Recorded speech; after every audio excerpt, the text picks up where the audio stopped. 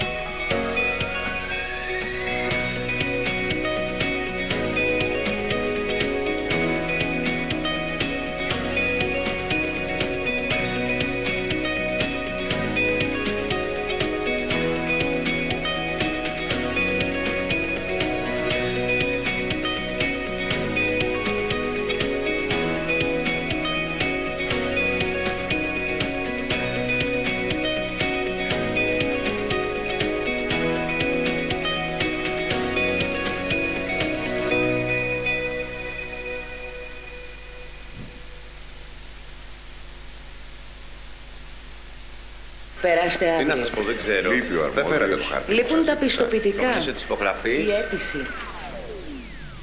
Το δημόσιο αλλάζει. Το κάνουμε πιο φιλικό στον πολίτη. Πιο γρήγορο. Δημιουργούμε νέα κανάλια εξυπηρέτησης. Αξιοποιούμε δεδομένα που έχουν ήδη δημόσιοι φορείς. Μειώνουμε την ανάγκη φυσικής παρουσίας στο ΚΙΣΕ. Έχουμε κάνει μεγάλα βήματα. Περισσότερες από 1.450 υπηρεσίες είναι στο gov.gr. Παρακάμπτουμε πολύπλοκες, χρονοβόρες, γραφειοκρατικές διαδικασίες. Διασφαλίζουμε την ταχύτερη εξυπηρέτηση των πολιτών όπου και αν βρίσκονται. Με ασφάλεια και αξιοπιστία. Αναπτύξαμε και εξελίσσουμε το κέντρο διαλειτουργικότητας. Διασυνδέσαμε περισσότερα από 430 πληροφοριακά συστήματα του δημοσίου και εξασφαλίσαμε την άμεση και έγκυρη διάθεση πληροφοριών μεταξύ τους 24 ώρες την ημέρα, 7 μέρες την εβδομάδα. Δημιουργούμε το νέο δημόσιο. Αξιόπιστο, αποδοτικό, γρήγορο, φιλικό.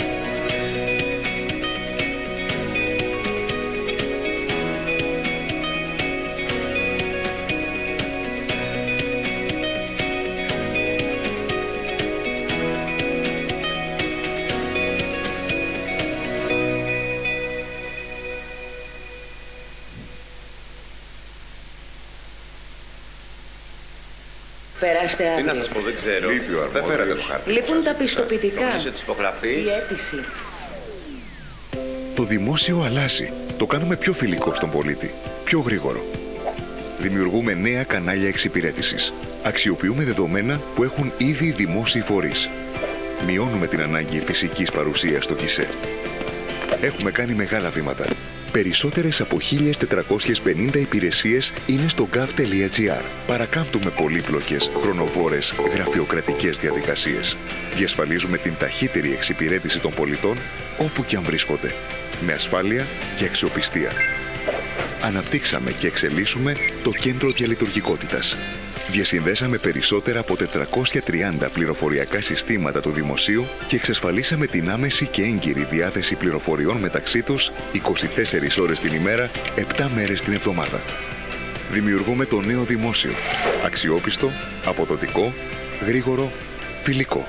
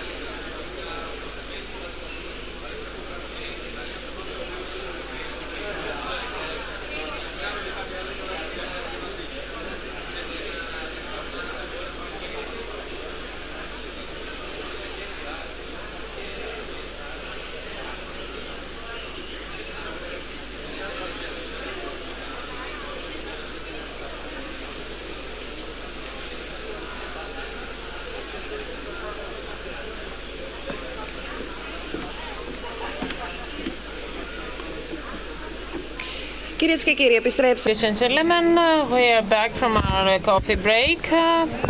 We move on to the study of the Greek Development Bank that was implemented by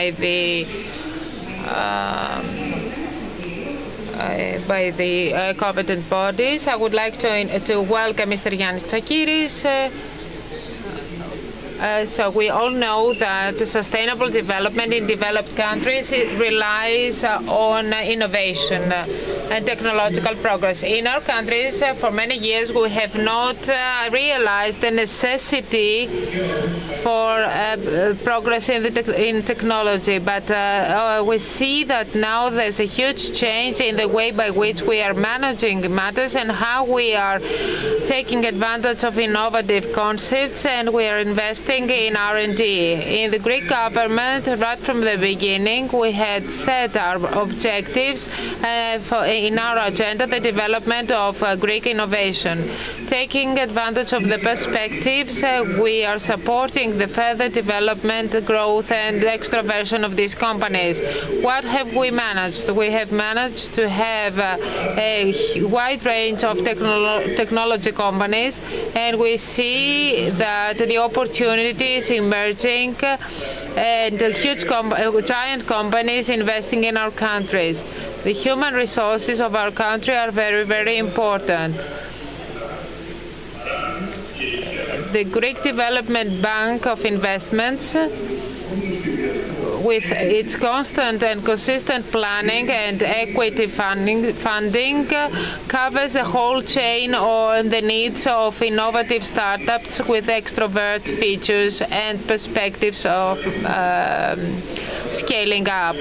And we also support the transfer of know-how from research to the market. A new strategy is evolving.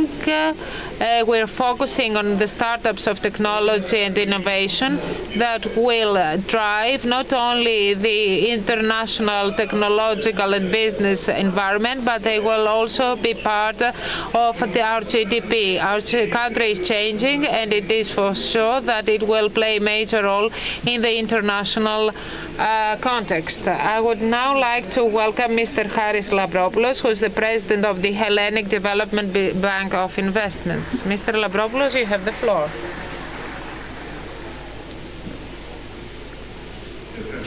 Thank you very much. I would like to welcome you to this event and the presentation of the study Innovation 2035 that was implemented on behalf of the Greek Development Bank of Investments, the Secretariat General of Strategic Planning, led by Mr. Yannis Mastrogeorgiou, and the scientific officer was Dr. Epaminondas Christofilopoulos and his scientific team.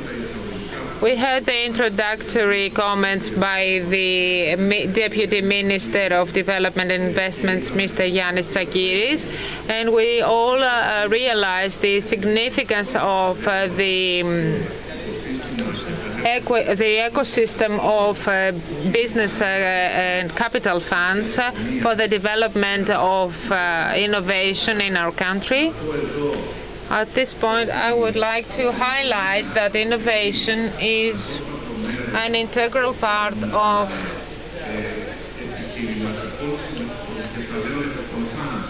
funds.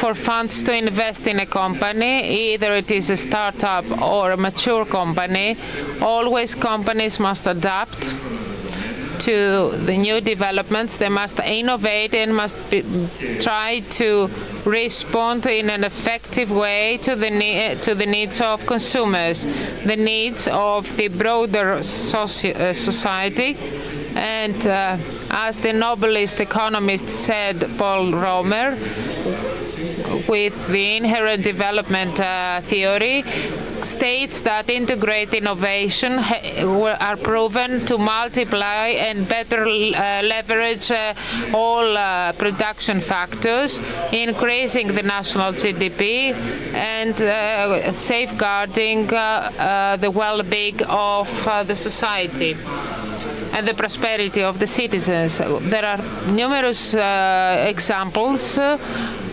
For example, Israel, Finland, South Korea, Vietnam, and many other countries around the world. Countries which, using the same quantity of materials, manage to build and deliver a bigger and a greater economic impact. So we at the Hellenic Development Bank, that is the sovereign fund in our country, have the honor and pleasure today to manage 2.1 billion euro coming from public and European funds. We invest this money to funds created and established based on a specific strategy and targets to invest in Greek SMEs and startups. We have established strong strategic and investment strategy alliances with other sovereign entities from Europe and abroad. For example, BPI France, KfW Capital from Germany, DESIA from Denmark, from Finland, Volkswagen from Denmark, but also the strategic investment alliances that we have from Mubadala Capital, from Abu Dhabi, and ABQ, the other sovereign wealth fund from Abu Dhabi. Why do we do all this? Because we want to strengthen the Greek innovation ecosystem. We are strengthening the ecosystem from the top by investing money to funds, and these funds are then investing to such companies and startups. So within this context, and discussing with the Ministry of Development and Investment and our consultant, Mrs. Adikoni Liberopoulou, we received a nice proposal by the Secretariat General of Long-Term Planning, that is Foresight Greece, and Mr. Christofilopoulos explained what he's doing.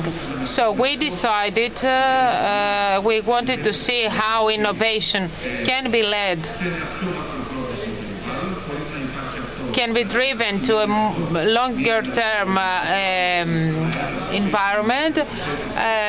We're not trying to predict, but we want to create a mapping for the market. And so inviting our dear colleague, Mr. Christofilopoulos, let's see what is the result of this study. A study that was based on a specific scientific methodology. It included the literature review in the introduction, but also interviews, interactive activities, etc. And let's see what are the results and the findings of this study.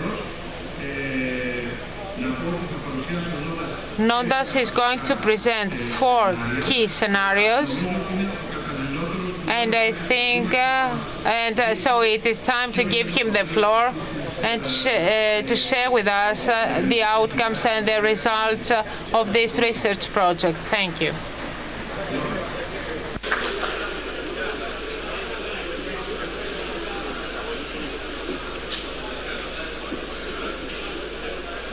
Πολύ ωραία. Πολύ θερμή. Thank you for the warm introduction. So you have raised the bar of what we should present. In the following 15 minutes, I'm going to present you what we have done and what were the main conclusions.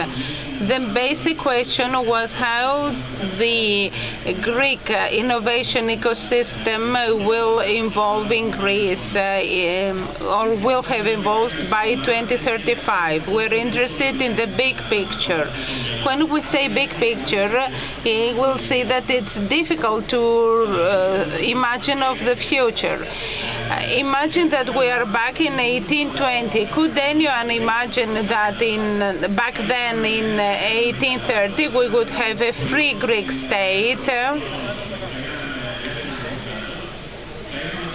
That we would have in 1830 as a capital a small neglected village called Athens, and that we would have as a king a minor king from Bavaria. If someone claimed that, the other one would say that's nonsense.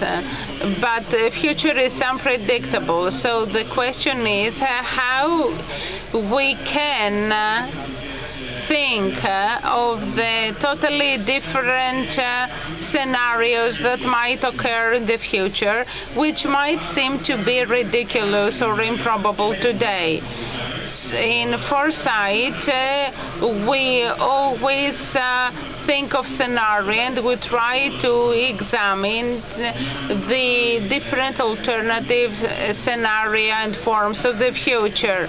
Well, not all of them, of course. These can be millions, but we try to look into the scenario that were planned by HDBI. It was the first time that a private agency in Greece invested in that in the long run and to work with these tools, although these tools are used by several big companies abroad. In Greece, we use them in the public sector, but it was the first time ever being used in the private sector, and it was successful. And that's the main difference. We don't talk about a linear model. We try to see what might happen, probable, improbable. I won't talk about methodology. We took images of the future by more than 400 different people. Some of them might have been YouTubers, TikTokers, or specialists, or teachers at schools, or students who will set up their own startups in 2035. So we worked with people that we might have touched and talked to see images of the future. We asked them, what do you think has changed in our recent past thanks to innovation? And so we went 30 years backwards. Most of them said Windows 95. We see things that have to do with CERT Foundation or the Taneo Foundation or the Hellenic Development Bank, the European programs, FP7, and if we go to most recent past, we see the COVID pandemic, which was a catalyst and changed the environment in several ways. The Pfizer Center for Digital Innovation in Thessaloniki, GovGR and its applications. In general, that was a process that helped us to see what occurred in the future and might help us to see what might occur in the future. You know the mega trends and its impact. You read about them in the press in simple words, but we wanted to see how do we think that megatrends might change the environment. What are these megatrends? Technological growth, degradation of the environment, urbanization, economic inequalities. We touched all these, but mainly we tried to see what are the weak signals. things that aren't so clear, they have higher certainty rate and they will affect the innovation ambience in Greece. Things that will occur in other countries and what will occur here. We gathered more than 200 signals and we grouped them in 10 fundamental uncertainty strategies. What are these? The first one, could Greece become an innovation hotspot? More or less in specific technologies or themes. This has to do with a series of smaller issues that we talked about. Whether we can fight against bureaucracy or whether we can have a larger liberation of markets.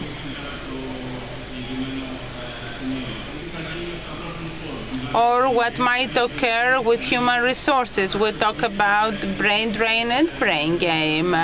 Shall we use the immigrants arriving from several countries, even Ukraine today, and whether we will benefit from these human resources, the Greeks of the diaspora? What will happen with sustainable growth practices? Will the society and the state and even personally be able to respond to them? Will they become mainstream or will they remain at the superficial level? What will happen with population aging? How can you take advantage of this emerging market? What will happen with the work flexibility? Young generations want special models of employment. Can we respond to that, either as state or businesses? What will occur with education? A lot of things were said about how we should change education in order to include soft skills. What will occur with technology? Can it penetrate not only at a startup? What will happen with digital platforms and metaverse? What about open knowledge and its transfer? What about startups? Is it just a bubble that we invest in and we're happy to be start-uppers, or shall we have a substantial evolution in this growth? These were our 10 strategic uncertainties. We co-examined it with other series of issues and we ended up to our scenario. We had to end up and conclude 2 basic axes that would help us imagine the future. After hot discussion, we concluded 2 axes. The first one was the concept of sustainability and if this could become a priority.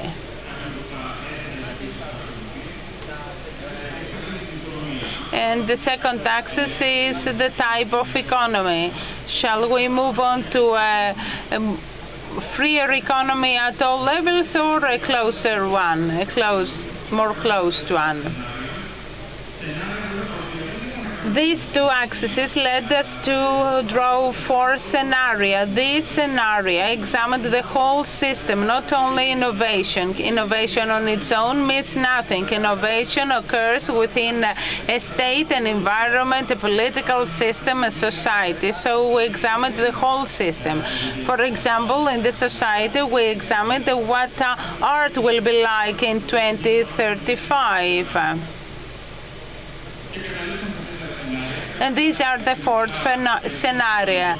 Some of them were good, some were desirable or undesirable, but we can't exclude them. The first one, we call it the moored ark in an enclosed world. There is strong sustainability here, but a rather closed economy. Here we describe how we ended up there, how we resulted there. We refer to a global food crisis that will be the result of a phytopathogen intruder. In this scenario, it seems that ecotourism, green energy, food farming and other parts of the market that have to do with sustainability and defense will be of particular interest. There is a news alert. You'll see it in the other scenario too. There was a pitching process. The groups that worked in various scenarios became investors sometime. They examined the startups that they proposed, and thus we saw which startups would be successful in each scenario. The second scenario is called the Verdant Lighthouse. That's the scenario that was very, very good. We have climate change, climate crisis that causes a drought in southern Europe, but this changes the society to change and the states as well to look into sustainability and technology. There are important investment opportunities in the field of sustainability, in energy supply, in circular economy, and biotechnology in various forms and various themes. The third scenario is called the lurching raft. It's a rather bad scenario. Here we're talking about a world that has suffered from pandemics, and Greece is turmoiled by several problems. However, the economy is open, environment is still there. We talk about metaverse, health, digital platforms, blockchain technologies. And the last scenario, the smoggy fort, is the scenario that nobody wants to occur. It has to do with whether we as society decide about our future. In this scenario, people suffer from a series of energy crises. When we wrote this scenario, the Ukraine crisis hadn't started. Here we talk about energy crisis and several geopolitical alliances that change due to energy crisis. And in Greece, we have a toxic social environment, political instability and turmoil. There is investment opportunity in augmented reality, in mass media, blockchain technologies, and so on. We gathered all these scenarios. We saw where we have opportunities and where we don't. HDBI worried what would happen if we had a strategy with sustainability. And our scenario concluded that yes, we can move on to future investing there, as well as with blockchain and augmented reality, among other things. These scenarios are not predictions. Many other things might occur, but that was a good basis that could be used as a study both by the government and by HDBI. I would like to thank HDBI and all those we have worked with. Thank you very much.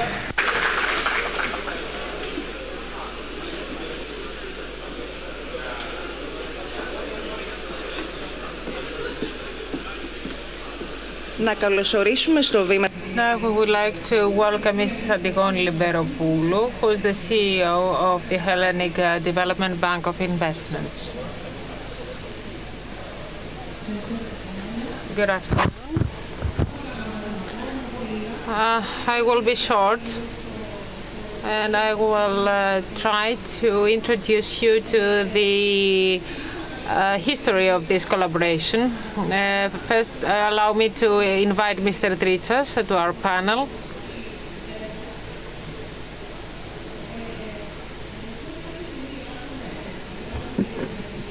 We heard about the creation of the Long-Term Planning Bureau. And we were talking about with the president, we said that's an excellent idea. We have to welcome it. And when we saw the people recruited for the staffing of this bureau, we understood that it will be successful. We also carry out long-term planning because the programs that we launch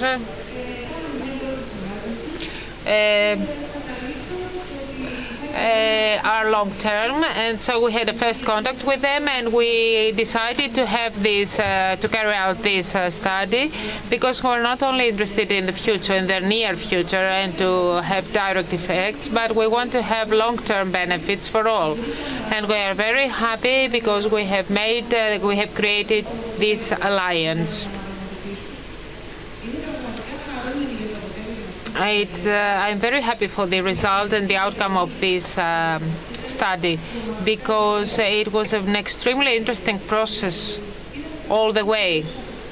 We took real interviews from a lot of people. There were very interesting workshops that were challenging and triggering for us. People were ready to explore themselves and to give answers and solutions because we all witnessed and experienced unprecedented experiences, and we were ready to be faced with the unknown. So I would like to thank you, Nondas, once again for this excellent collaboration. I have to thank Mr. Michalis Dritsos and our deputy ministers for welcoming this and supporting this initiative.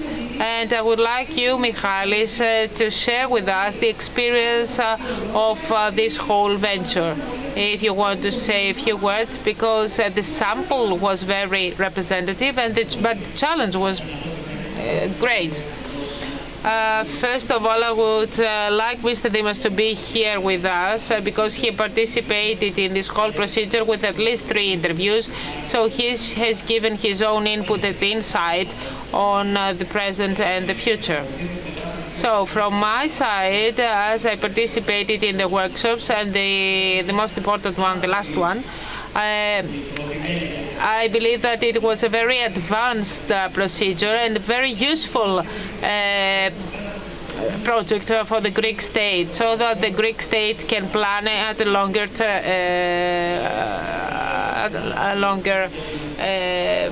run. To see what are the global trends and where Greece is standing compared to the other countries. So it was an excellent workshop where we examined these 4 scenarios that were elaborated by the previous working groups, and through an interactive procedure that reminded us that looked like a business plan, a startup business planning. So in a similar way, we try to approach the different future scenarios. And this was excellent because we cannot predict the future, but we can be prepared for the future. And this is the very essence of this exercise. And I think we had many creative disagreements in the framework of these meetings, if we have to focus on green economy or in ecology, etc., and if this means that we will have better performance or not. There we had a very important disagreement. At the end, we all agreed that we have to try to do our best and have a good result. I also feel satisfied because from the programs that we have planned in our bank, we understand that we are playing safe. We are following the safe way. I always say that foresight can be an interdisciplinary sector that has specific tools, but sometimes it's just our feeling. Sometimes our feeling may be wrong. David Bowie says that he was listening to the future. He has talked about the digital future and the internet much before internet appeared. There was no methodological tool back then. He just had the feeling of what will happen. thankfully, the same applied with the recovery fund. We have designed it in 2019, and then the recovery fund gave the same axis, green economy and sustainability, etc. We were not expecting for surprises, but there could be surprises. We are listening to the market. Even if we're not planning a program, we keep into account and we keep into consideration that there are many people out there who want to deal with food security, for example. So we have to do something about that. So the main axis of our planning is flexibility. This is a hard lesson we have been taught, and we know that flexibility is very, very important. In 2007, Taneo, the bank, the development bank, was obliged to remove the term innovation from its strategy because there were no deep flow enterprises that were innovative. But now innovation is back again. So the right timing is very, very important. So let me repeat that the work that you performed at Foresight, the work that we do, and the work done in the research is a work gives fruits much later. So what is the key component? What is the key driver? To have a team of people who share the same vision and who have the responsibility and the need and the determination to leave something behind. Because we're talking about long-term planning and projects. It is true that hopefully and thankfully our bodies are looking forward, are looking ahead, and so what we're planning today will be implemented in the far future. So all enterprises are doing exactly this thing. They are trying to shape the future, not only to predict the future. And this is the best way to get prepared for the future. And I'm sure that some of these companies will be the protagonists of tomorrow. For example, the little boy over there will be the start-upper of 2035. So yes, we are going to continue working together. We will carry out more specialized studies and projects.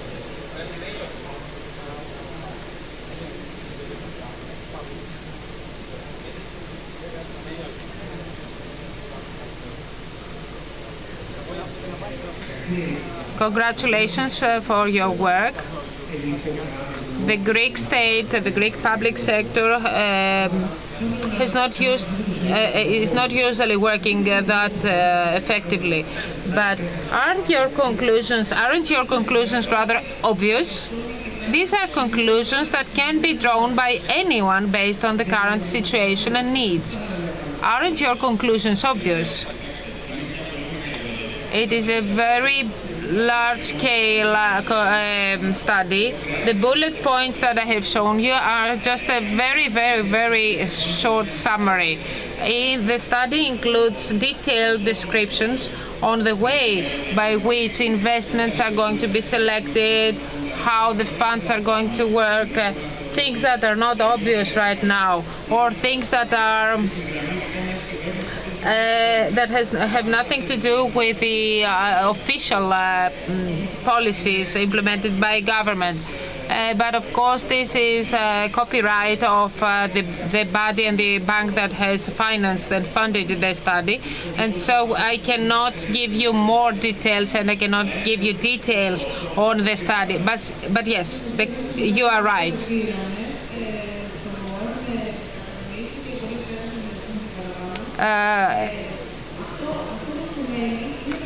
The message to take, the final message is that we have to focus on planning because incidents may happen that may force you to change strategy. When the public sector and the central administration is delaying, the market has has gone far forward. So our programs must be flexible and they must be able to respond directly, promptly, immediately to the new needs of the market. And this is the conclusion of this study. And this is something that we have to keep in mind. All of us working with public funds, public projects, etc. This is the key point we have to keep in mind. I fully agree. This study has two important benefits. Yes, you say that the conclusions are obvious, but sometimes we have to verify what we feel is obvious. The second part is that this study has been accepted and welcomed by the state. Soon we will have elections, we may have changes. So we need a consistency, we need continuation. And this study helps us having consistency so that all governments follow the same steps, that they all look the same way, the future the same way.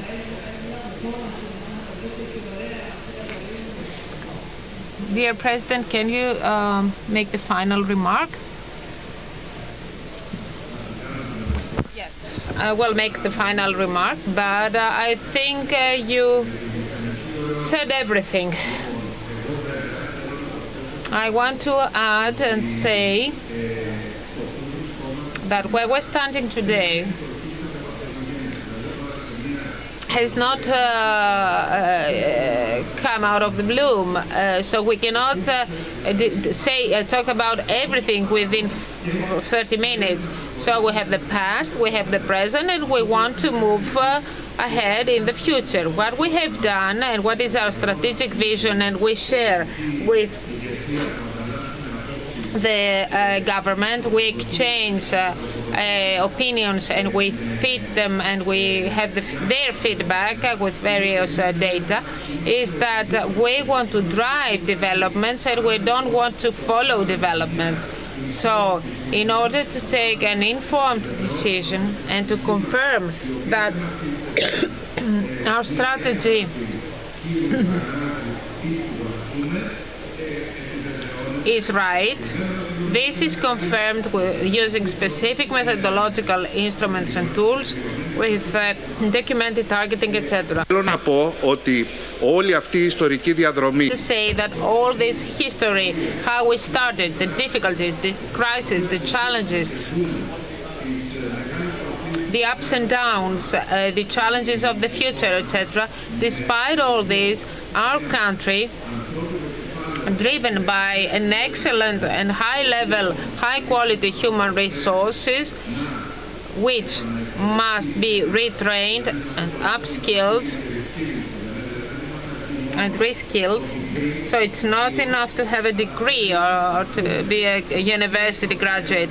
We have to promote and to strengthen the soft skills and that become hard skills, etc. So you can take bits and pieces from this study and streamline your way of thinking to create resilience for the future, because we're not only focusing on sustainability, we have to keep resilience in mind. This is a dialogue that this is a topic that we could discuss here. I was impressed during the workshops.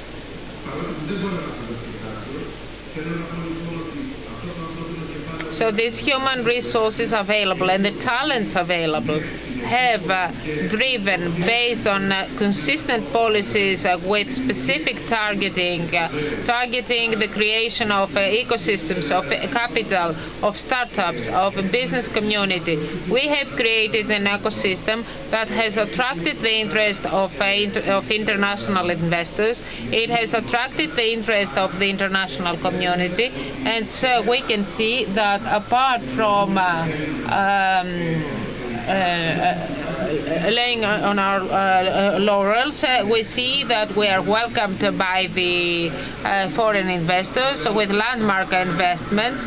Thessaloniki is is attracting all the landmark investments. Let's hope that we will have reskilling and we will have more and more scientists as experts created here at Thessaloniki. And so we are creating added value for the Greek society and for the future of our children.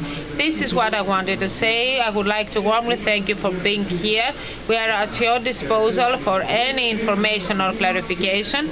And after Beyond and after the presentation, our presentation on Monday, we will upload on hdbi.gr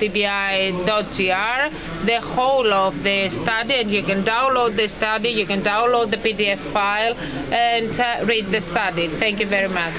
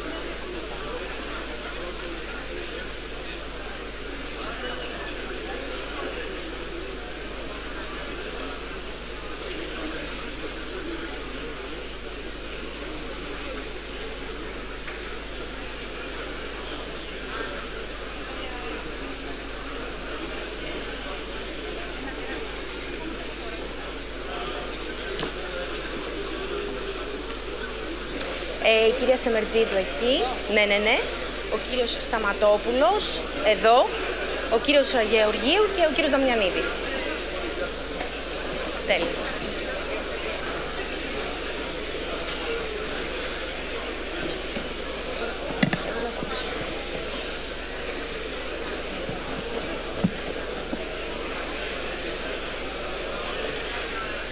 Καλησπέρα σας. Ονομάζομαι Ματίνα Χαρκοφτάκη. Είμαι δημοσιογράφος στο Capital. My name is Martina Charkovtaki and I'm a journalist at Capital.gr.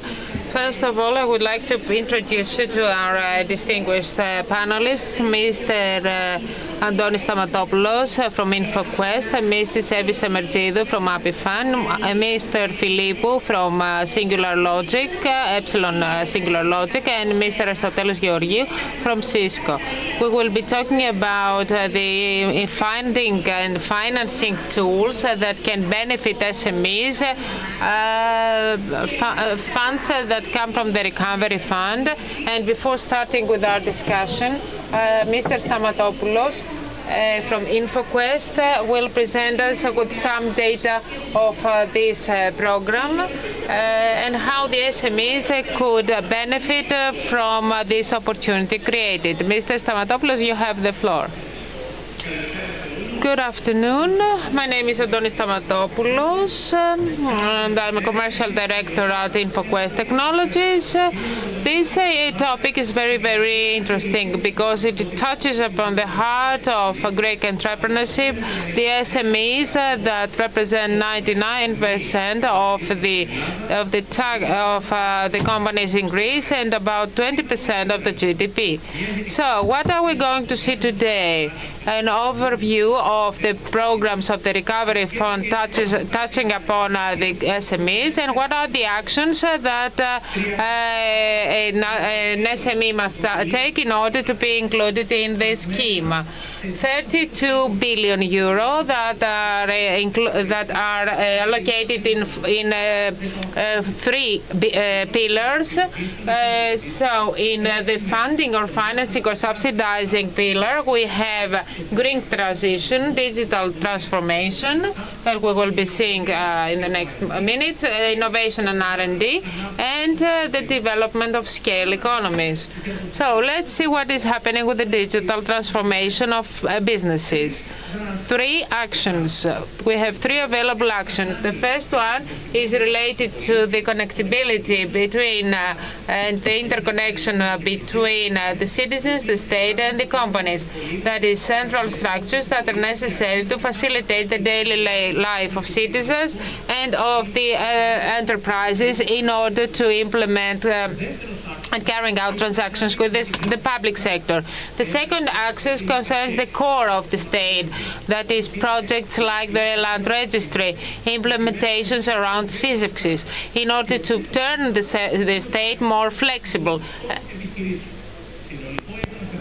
The total amount is 465 million euros, divided in three projects. The first one is about vouchers, that is digital tools. 90% of the investment that the company will make in order to have the necessary skills for a digital reform.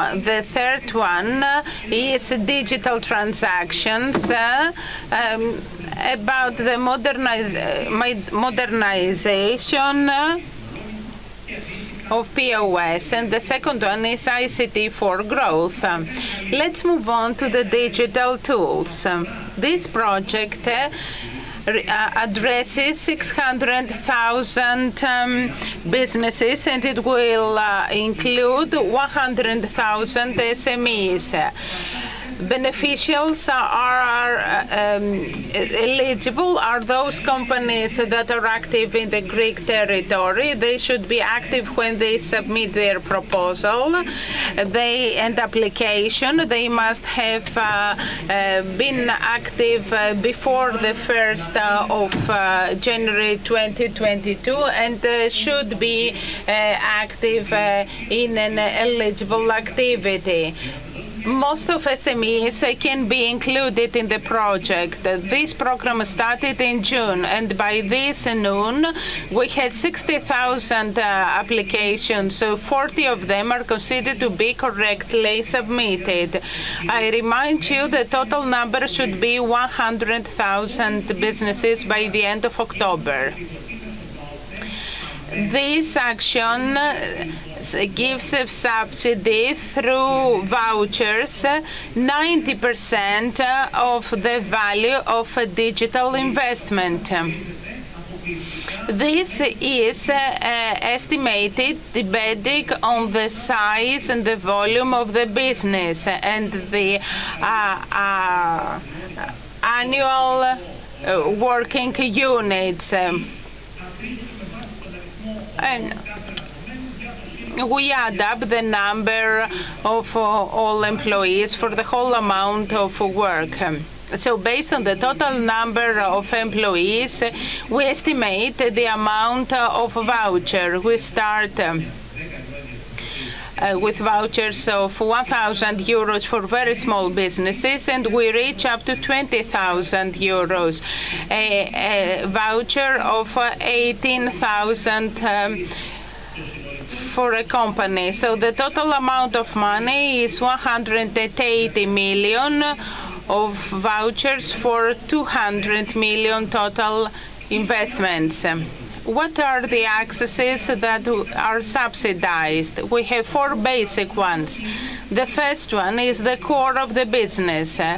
Business software, it can be our PRP or CRM, the software that the business uses. The second axis is the axis of partnership and productivity. It has to do with all the collaboration systems, WebEx, Team, telephony, all those things that companies use so that their executives can be more effective. The third axis has to do with e-commerce, loyalty, shops. The fourth one has to do with the security and safety of businesses, from endpoint protection up to backup, PR, security operation services, and the issue of confidence. The issue of signature is entered for the first time. 30% of subsidy for supplementary services of education and establishment. We have already have 60,000 businesses that have applied. The deadline for application is the 31st of October 2022. So the only thing that they have to do is get into this program, enter their data. It's very simple. We don't need an external consultant. We just want to know our turnover every year for the last 3 years and how many people work for us and for how many hours.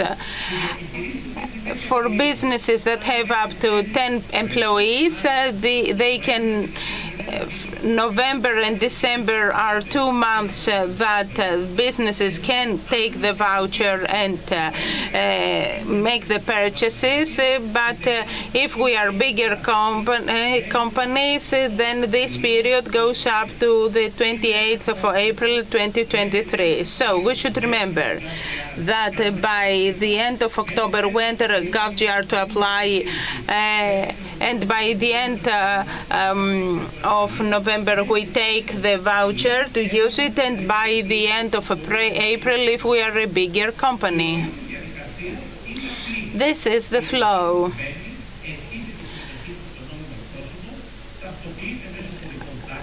We have the application. It is identified, and you state a phone number, a mobile phone number. Then we have an assessment of the businesses, and after the approval of your application, you receive the voucher You select the products and then you use the voucher. What should be done? First of all, you should understand what the program is. Are we a business that we can enter this program? How many employees have we got? What do we want to do? We should talk with our IT consultant and see what products I can include, what are my priorities and interests.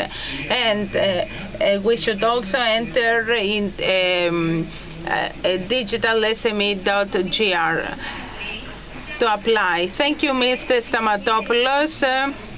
Your presentation was very detailed and you gave us a very clear picture of this program. You mentioned that 60,000 applications have already been submitted. Most of them are from small businesses and big businesses, whereas medium enterprises are a step backwards. Why?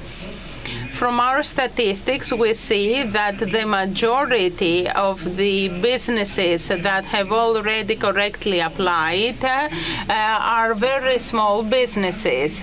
But there is a large share of big businesses that have been informed by integrators and their IT consultants, and they have included in this program projects that are part of their company planning.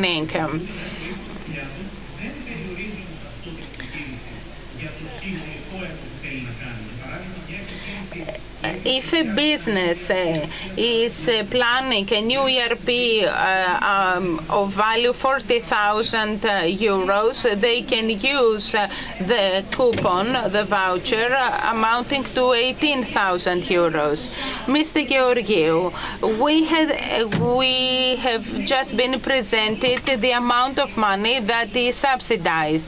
Is this enough to meet the needs of the companies? Good afternoon.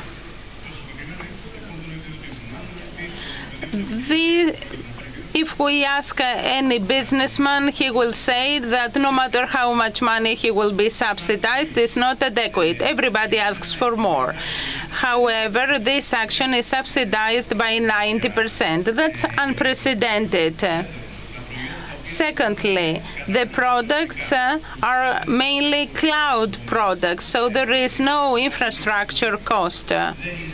One might find solutions that are not very costly and expensive. And if we also take into account that the objective of this program is to help small businesses and SMEs enter digital transformation, this will help them to see the benefits of this transformation. So having all this in mind, I believe that the subsidy is satisfactory and will be successful. We will see if we reach the goal of 100,000 applications and if we are successful. Mrs. Simeretzidou, the digital marketing tools play an important role in digital transformation. Do Greek small businesses have a long way to cover in order to adopt this kind of technologies? Good afternoon. Mr. Pierakakis, in his presentation, said that people in Greece have started becoming familiar with these technologies and with the digital transformation. They have started using tools that have to do with digital transformation. This means that these people from these companies have become familiar with digital skills and tools. Apifon is a company dealing with technology, Mr. Pierakakis said that for 1 billion transactions in 2022, all these might have 1 billion messaging at the backstage for all these actions to occur. So this is one part that is messages that have to do with the security and safety of the service to identify the person, the individual. And the other important part is marketing. In other words, SMEs should be able to contact with their customers digitally. So far, SMEs didn't do that. They used other techniques, leaflets that we hand out in the street. Nowadays, we don't need that. We have more digital electronic shops and stores. Even small businesses think of creating their own e-store, online stores.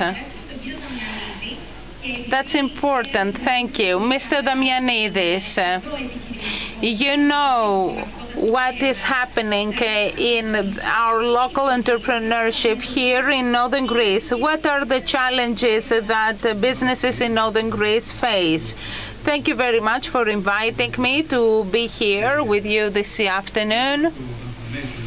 Looking at the digital transformation and zooming in our own region, the main characteristic of the companies in Northern Greece is the following. Local SMEs here should change in a constantly changing environment. The previous years have shown in a harsh way, especially during the 2-year pandemic, that you must change and find new tools to communicate and do your job in order to approach your final customer with your product. So transformation is here and will stay. Businesses in Northern Greece have family characteristics, personal characteristics. They are specialized.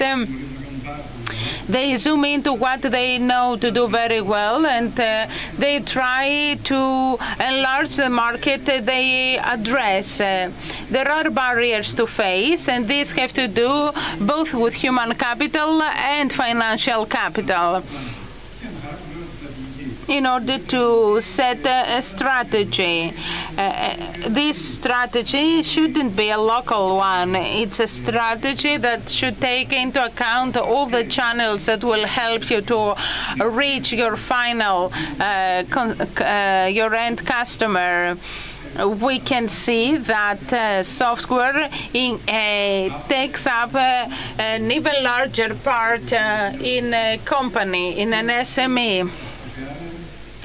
Software includes CRM, WMS, storage management.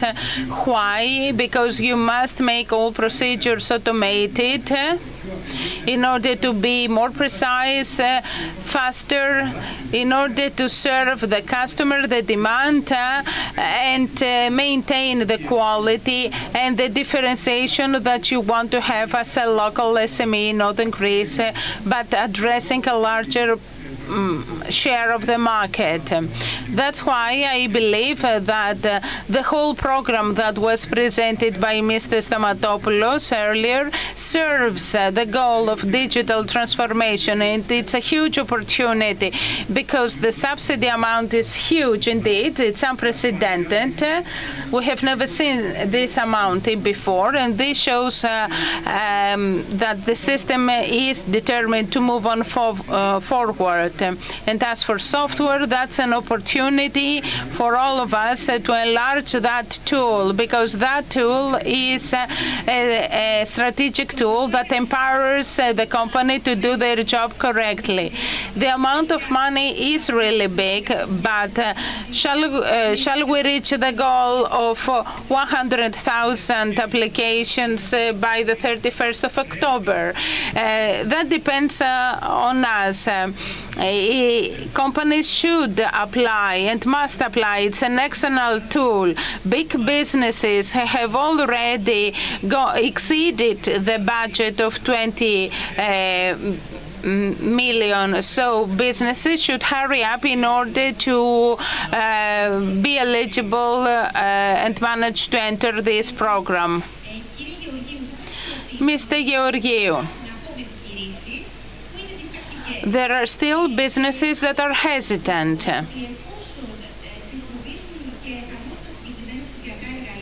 Some of them are afraid that after becoming familiar with digital tools, they fear that they might not be able to use them, and they will have to hire more people to do that. The program includes some integrators. The coupons are implemented and materialized by integrators. The offering of the program has to do with cloud applications and software applications. So it's mainly applications. If we combine these two, the integrator can help so that the whole solution will be set up in the right way, and it will train the user on behalf of the client. Then the needs for extra personnel to support this infrastructure is not so big. I believe that when we implement this kind of solutions, the company should be helped in order to further develop and grow in general, not only for software. Mrs. Merzidou, you talked about messaging. The message that a company sends to a customer announcing the sales they have, does this help the company to grow? So far, SMEs were typical stores where they opened their doors in the morning and waited for their customers. But now that things are changing, companies have realized that they should find a different way to communicate to those people out there what they have in their companies in order to increase their turnover. Therefore, tools are needed and methods are needed in order to show the products they have and to improve their customer experience, to increase the speed, or that they have been served in the right way. And the employees' experience is also important because those companies that have a greater number of employees, companies should communicate them about all the things that they should know, whether this has to do with the well-being of employees in the company and anything that has to do with institutional issues. And the last question to Mr. Damianidis, and then I will ask a question for all speakers, addressing all speakers. Do you see that companies are hesitant in adopting digital tools, or has there been some kind of change? Very good question. Let's link what's happening today to the past. In the previous decade, we didn't see any progress in the changes, at least not at the pace that we wanted it to occur. And after the 2-year pandemic, this has reversed. Why? Because the changes and this new digital environment enters our life through several tools, starting with the public sector, our suppliers, and this has created a critical mass of companies that have changed and realized that, and people look towards this direction.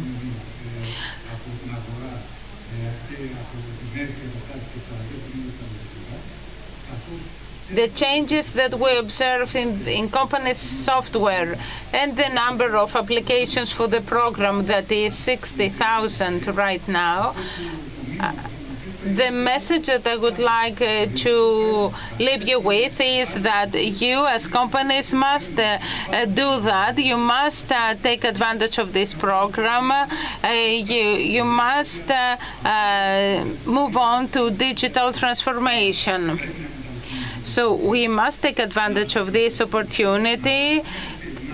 Companies must change, must become digital.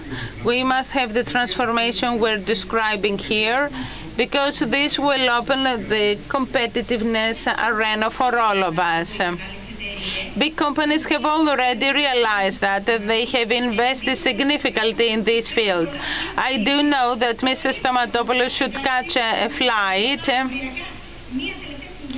A last tip. What is a final word of advice that you would give to small businesses? digitalsme.gov.gr. Nothing else. You enter, you apply. It's very important to have high absorption rate by the end of October. I fully agree with Adonis. I'd like to add that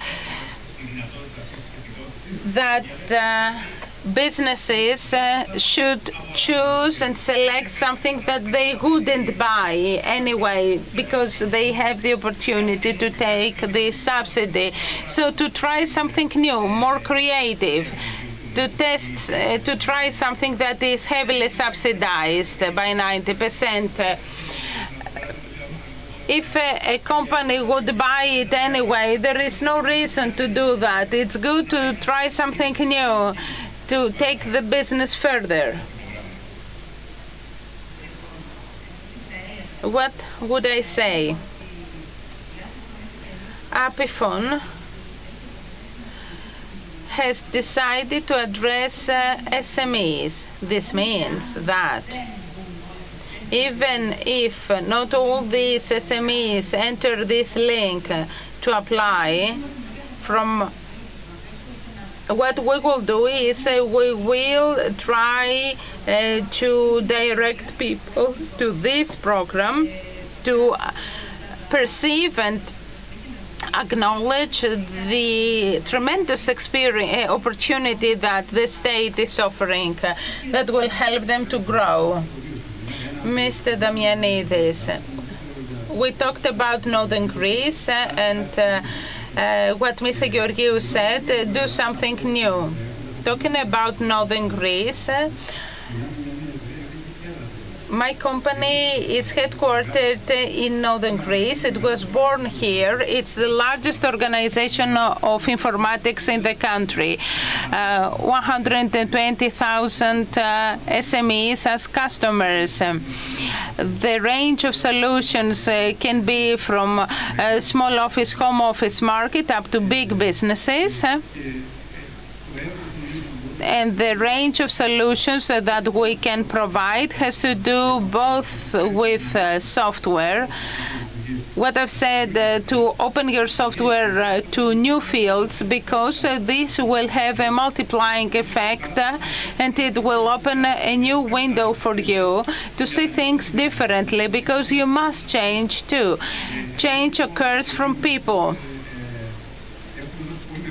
So we have given a lot of emphasis to the subsidized program. Please enter EpsilonNet site to read the guidelines and the instructions. We have contact us to discuss and to see how we can help you with the digital transformation of your companies. Thank you very much for the very interesting we had.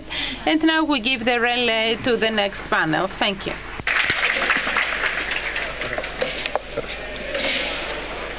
Θα σας στείλω.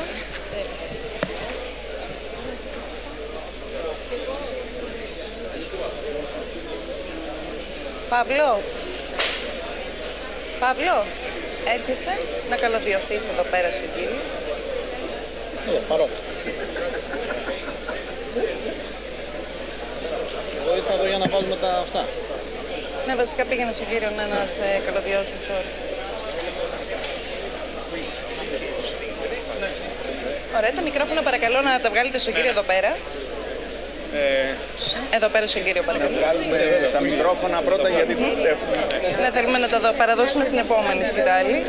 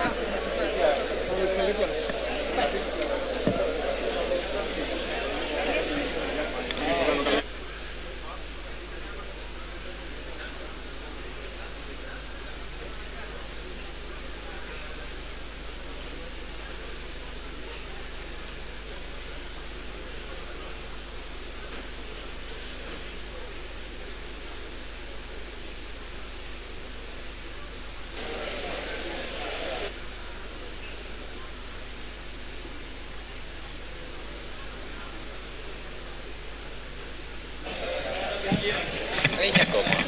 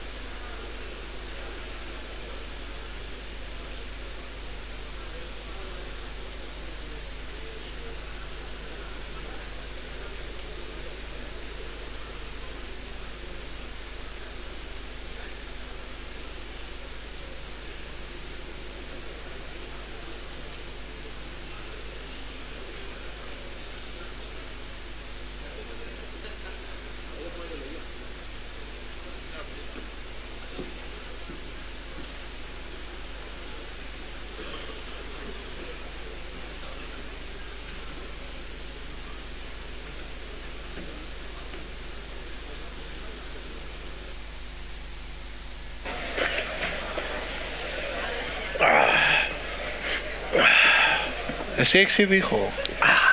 Ακούγεται το πέστ σου. Το νεράκι. Καλησπέρα σε όλους. Είμαι ο Παύλος Ευθυμίου. Good afternoon. My name is Pavlos Eftimiou. I'm the director of the Hellenic Association of Entrepreneurs.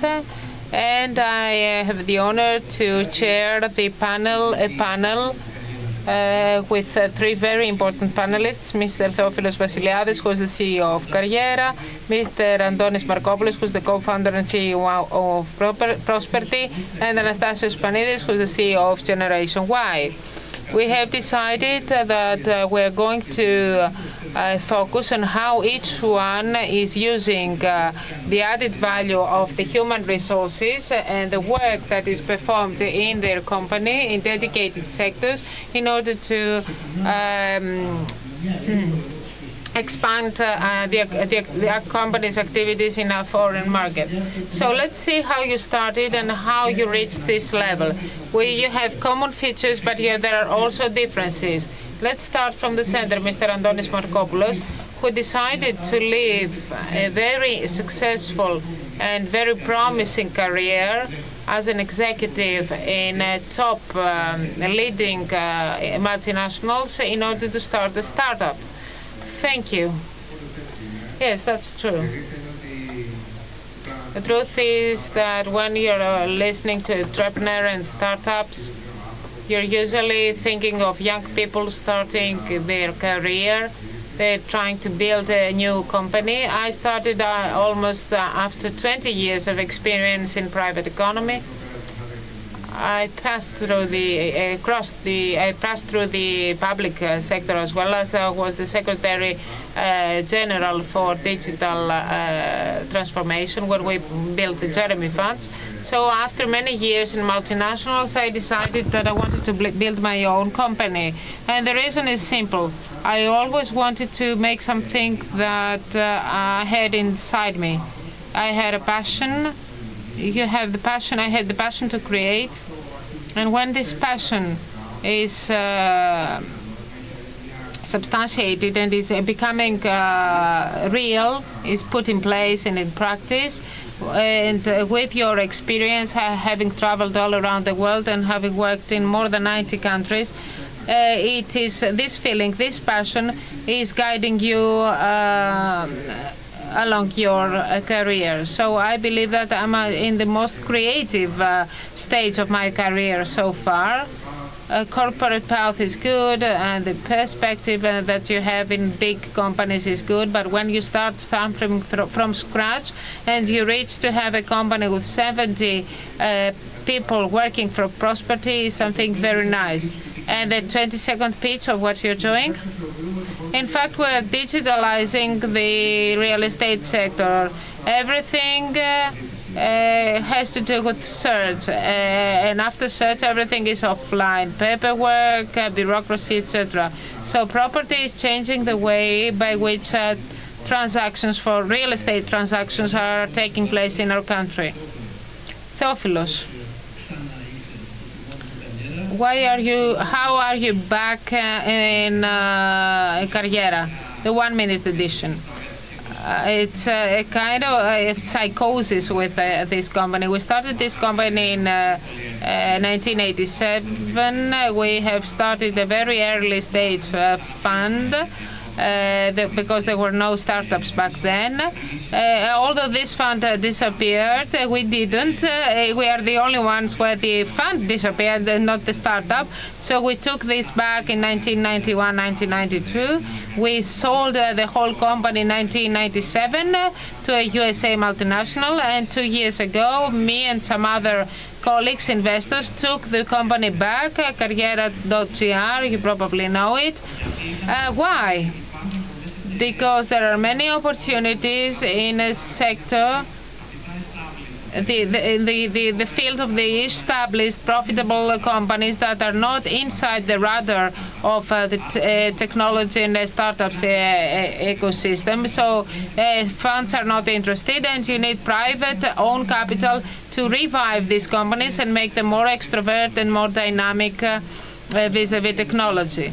I will come back to you and see how you're taking advantage and how are you investing in this company that is the critical parameter, that it is a driver, because you are investing in in-house innovation. You're locking this added value inside your company, and you're moving forward. Tassos. Just tell us how you developed and how you used all the tools and the purchases, and now you are you're leading your group. Yes, we started in 2000, and we are the American dream that took place in Greece. We started from a garage, and we are now a Greek multinational. We are exporting 24 countries. We are present in 10 countries, China and the US as well. The know-how that we have created have stayed in-house. Our executives have never changed. So they are in our company from 14 to 20 years.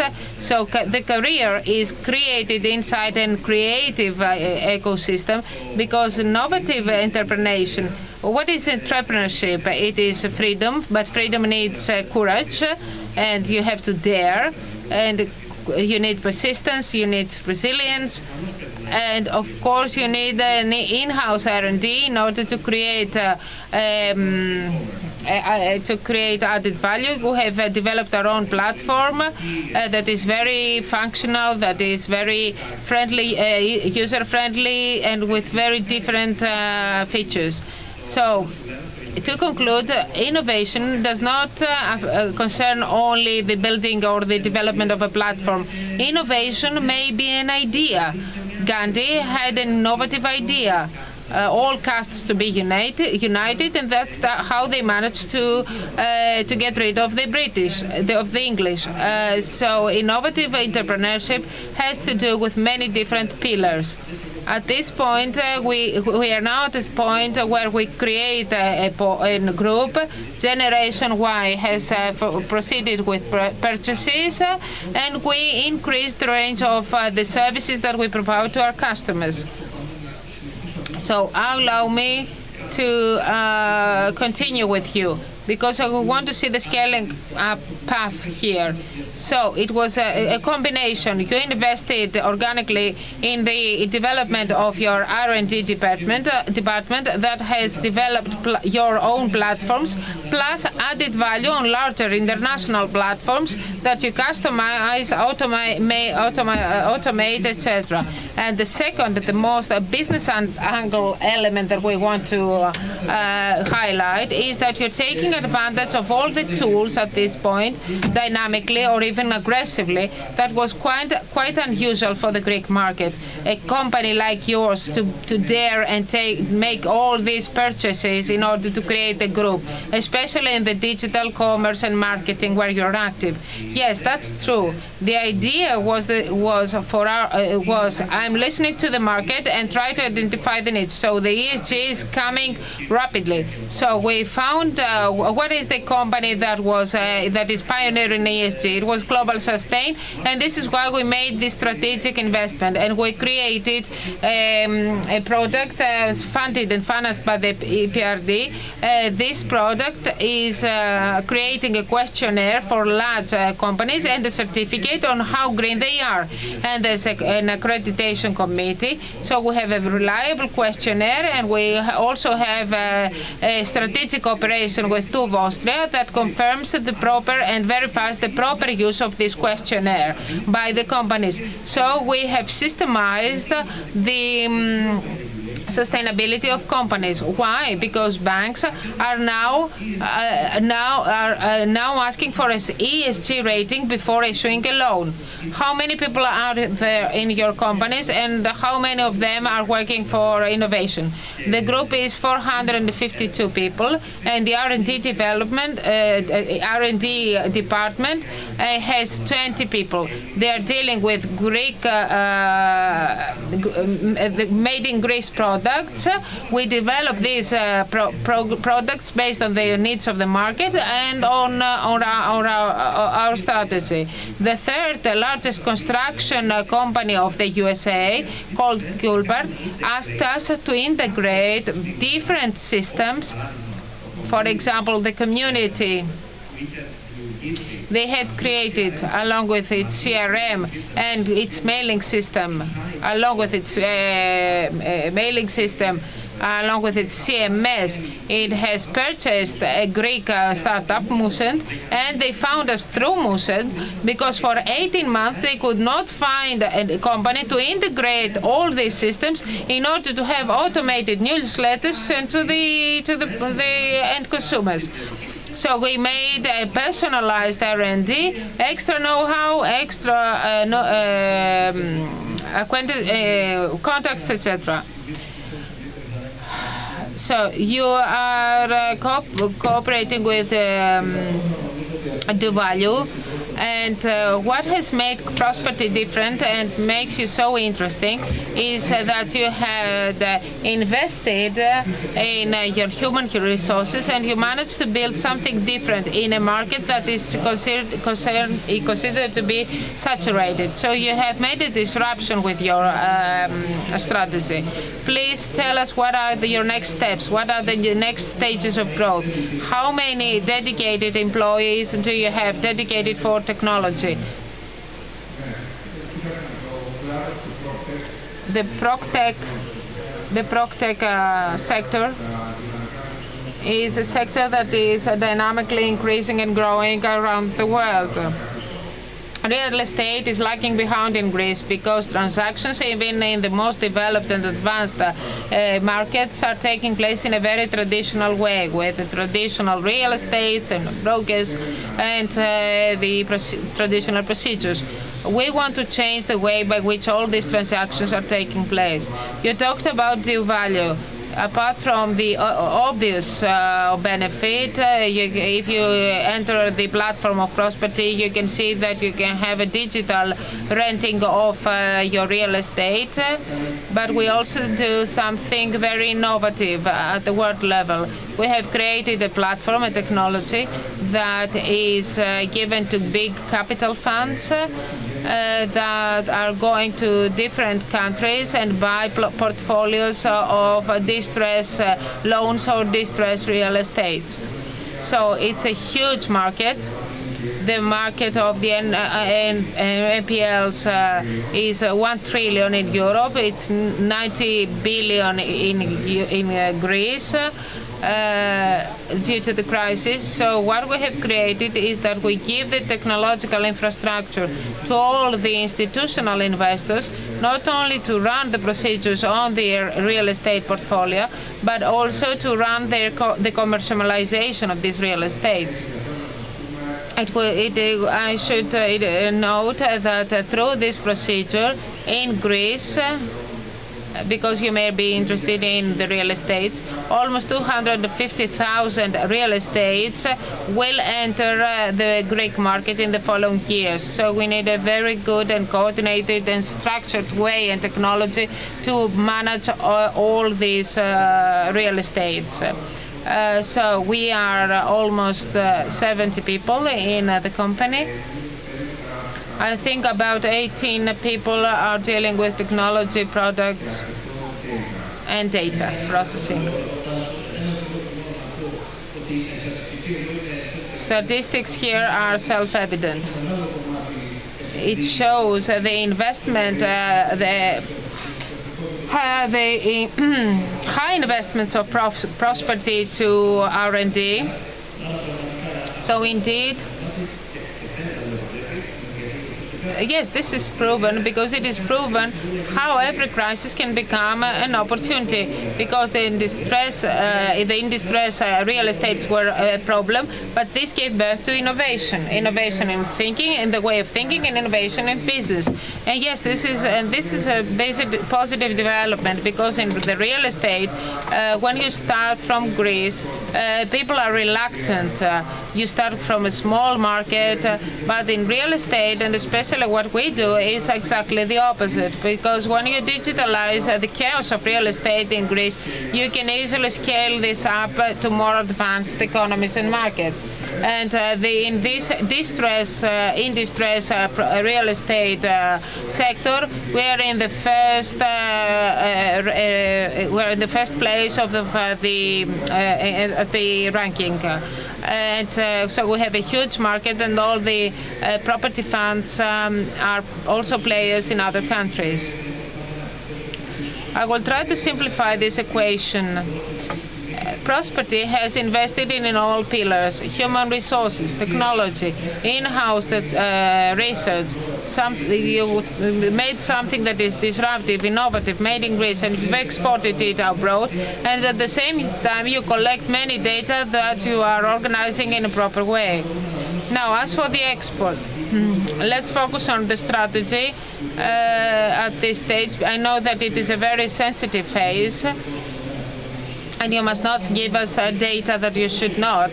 But how is the extroversion of Prosperity showing the scale for the future? Now, Theophilos, I come back to you. Both of the two other panelists are very optimistic, but you have also the macroscopic picture of the Greek market, since you are also in the Hellenic Association of Entrepreneurs. So, what is your opinion? Is this optimism reflects the overall picture of the Greek entrepreneurship, and how should we change our mentality in order to have the proper upskilling and reskilling in the right timing? every time I have to talk about this, I feel like I'm ruining the party. I'm not that optimistic. I believe that unfortunately at this point we have a huge problem of human resources, much more than in other countries, because it was this problem was aggravated by the because 100% of our people are knowledge workers, so they can work from their house, or they can have an employer who's anywhere, who is anywhere. So out of the 100 or 200 or 400 people that we employ, all of them, as of tomorrow morning, or actually in the next quarter, in the next 15 minutes, they could find a better work, a better job, with more money, starting from their house, without having to leave their family, without having to change the coffee shop of which they order the coffee. So I believe that this, as an economy, either we're talking about companies, the state, but also the people themselves who have to support all the scaling up. The scaling up. You need to try in order to become better. We have underestimated this, and I believe that this is the largest bomb that threatens the foundations of any development. If we don't do this now, we cannot find developers. Most of them have left the country. Some of them are very, very expensive. The payroll in Bulgaria is 3 times higher, so we can understand that it is a huge threat. It is similar threat. It is a huge threat for the Greek economy. We underestimate it, and if we don't do something right now, we will not be able to move forward. Okay, I will go to Adonis. Let me ask you if in your companies you have, you are dealing with the challenge of skills mismatch, or if you have to make in-house intensive training on your own, if you have to train the talent that you have attracted in order to bring the skills that you need for your ecosystem. I agree with Theophilos. This is a huge problem for all of us, especially in jobs, knowledge-intensive jobs. We feel that we are outside, now that we are outside the crisis, and we see that the government is saying that we stopped the brain drain. The brain drain is still there. People just don't take the luggages and go in Berlin or London or whatever. We still have brain drain because because the companies of Northern Europe, for example, or of the USA, are still attracting executives and people and human resources from Greece. They know that brains and the talents and human resources, and especially engineers and software developers in Greece, are very, very good. Everybody knows that. So it's a huge challenge.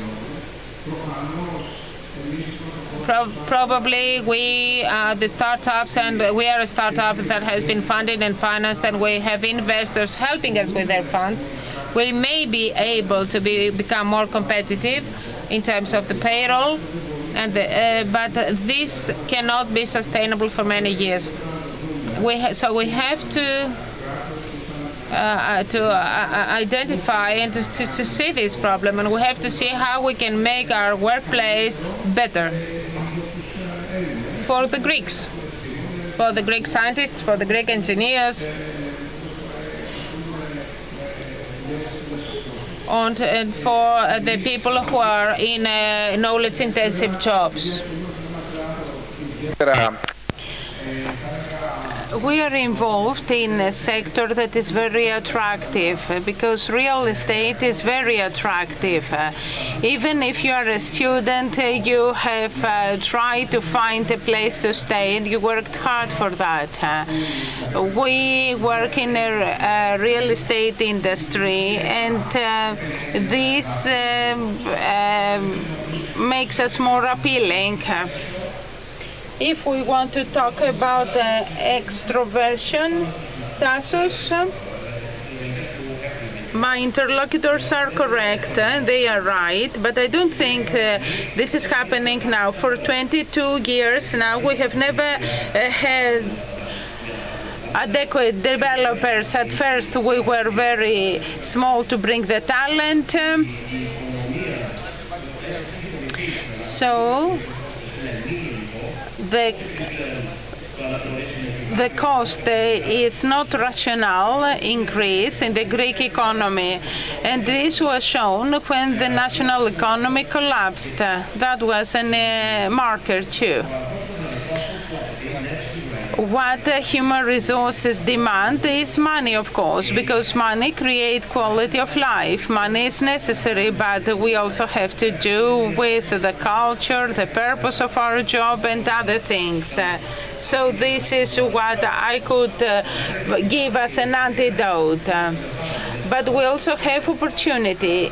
There is opportunity. We work with a lot of groups from abroad.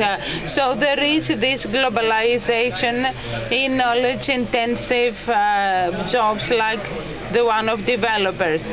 Recently, I traveled to the USA, where I met with CEOs of companies exceeding 5 billion, and they talked about this problem with the same skepticism and intensity as we do. So the culture of economy is the key, and the way doing business, not individually, Greece on its own. It's a matter of mentality.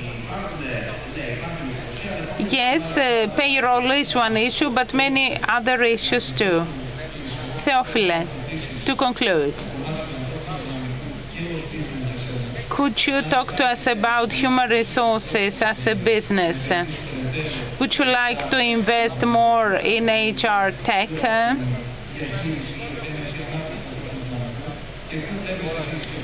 And where do you see opportunities, or where would you invest?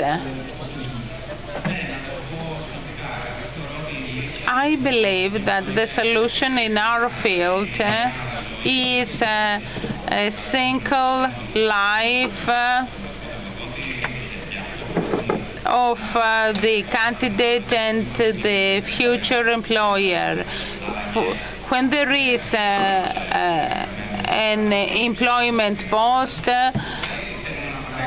and we want to provide to this system technologically. We have 130 people working for us, and we invest in R&D, and the cost is half of our payroll. That's also interesting. So our rationale to empower it from A to Z, both from the employer side and the employee side. I believe that Greek businesses should grow a lot. The old rationale that that's my shop, I have my business, don't make me think of all these.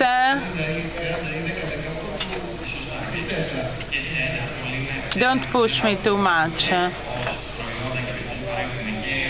This is a very competitive environment. Biggest companies might offer more things, create more products, and pay more. But what we do is buying out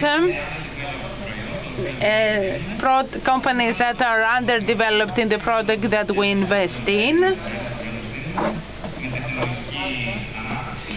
And we try to promote it to larger markets. If we don't get bigger, there is no other way. What we have discussed here, everything is linked to the compass that Greece should adopt. Invest in our human resources to see the buying out that and acquisitions that will help you expand. Partnerships, our collaboration schemes are important. So we have 3 people here who expand abroad. There is a win-win field. unions also work together. The employees association and the union in Greece work with another association. So the Greek doing business can achieve even more in the innovation clusters, and not only. Prosperity is also looking outward. What would you like to share with us? Whatever you say would be valuable to talk, to hear what this disruptive company would like to do. We believe in extroversion, and we will invest in that direction in the future. We started in Greece. We were established in Greece. Our main human resources is in Greece. Technology development occurs in Greece, but this doesn't mean that we cannot go out to other countries. We are targeting them. We have already been in this market in Cyprus. We have signed a cooperation scheme with one of the biggest private American equity funds. That is a portfolio of a great number of billions of real estate. We will expand this model in other regions. We are looking into the Italian market. The Italian market is similar to the Greek one, much bigger, of course, but they are very traditional in this respect, and they have a lot of bureaucracy in real estate. And similar markets like Latin America and and Spain and Portugal, because there we have those portfolio that I've mentioned at the beginning. We feel that we have developed something that can stand on its own at global level. The technology we have developed is unique. And when you work together with these big institutional players in a specific market, these players take you and call you to develop a solution in another investment of theirs in other markets. What is for sure is that technology will go on developing and growing in Greece. Why? I have traveled in 88 countries in the last 6 years. I should tell you that our engineers, software development engineers, are ranked top 2 world level concerning their knowledge and flexibility and agility. Because we as a people, we think out of the box. That's very good. Your concluding remark, Tassos.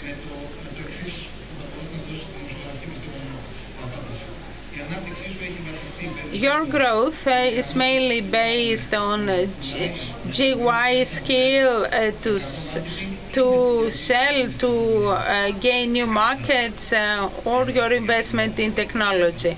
Undoubtedly with a combination of these things, because you must develop something innovative and unique that gives value to the market, but you must be able to communicate that.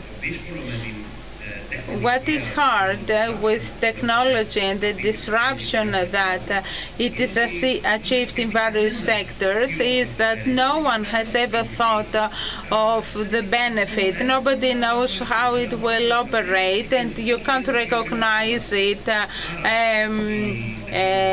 easily. But when it's recognized, this is the disruption where we have growth. Technology is a medium through which you can provide development, and you use communication in order to bridge demand and supply. We will stop investing in Greece. We believe in our culture, in our mentality, and in the different characteristics that we have as a people. But the combination is to have the culture and to have the knowledge. So at the end of the day, it's the people. As Warren Buffett says, Skype and Zoom is okay, but you can't have a handshake to make a deal. So let's all meet next year and beyond to share more news and to have more handshakes. Thank you very much for the chat. See you next year.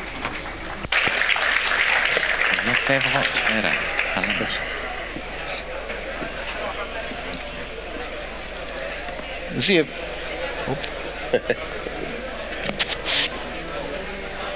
Το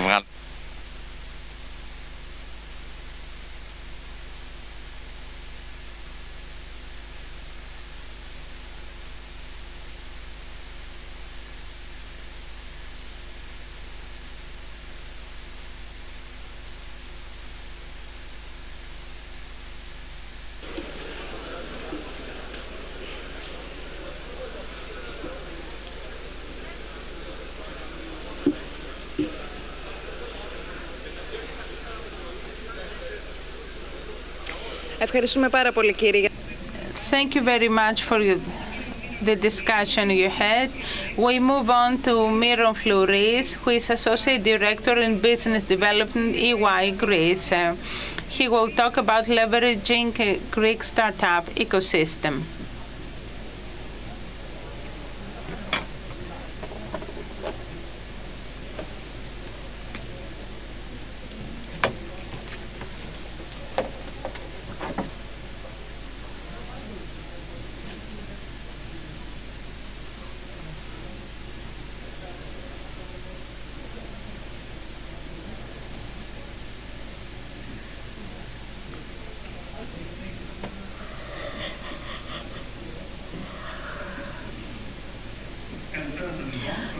Good afternoon.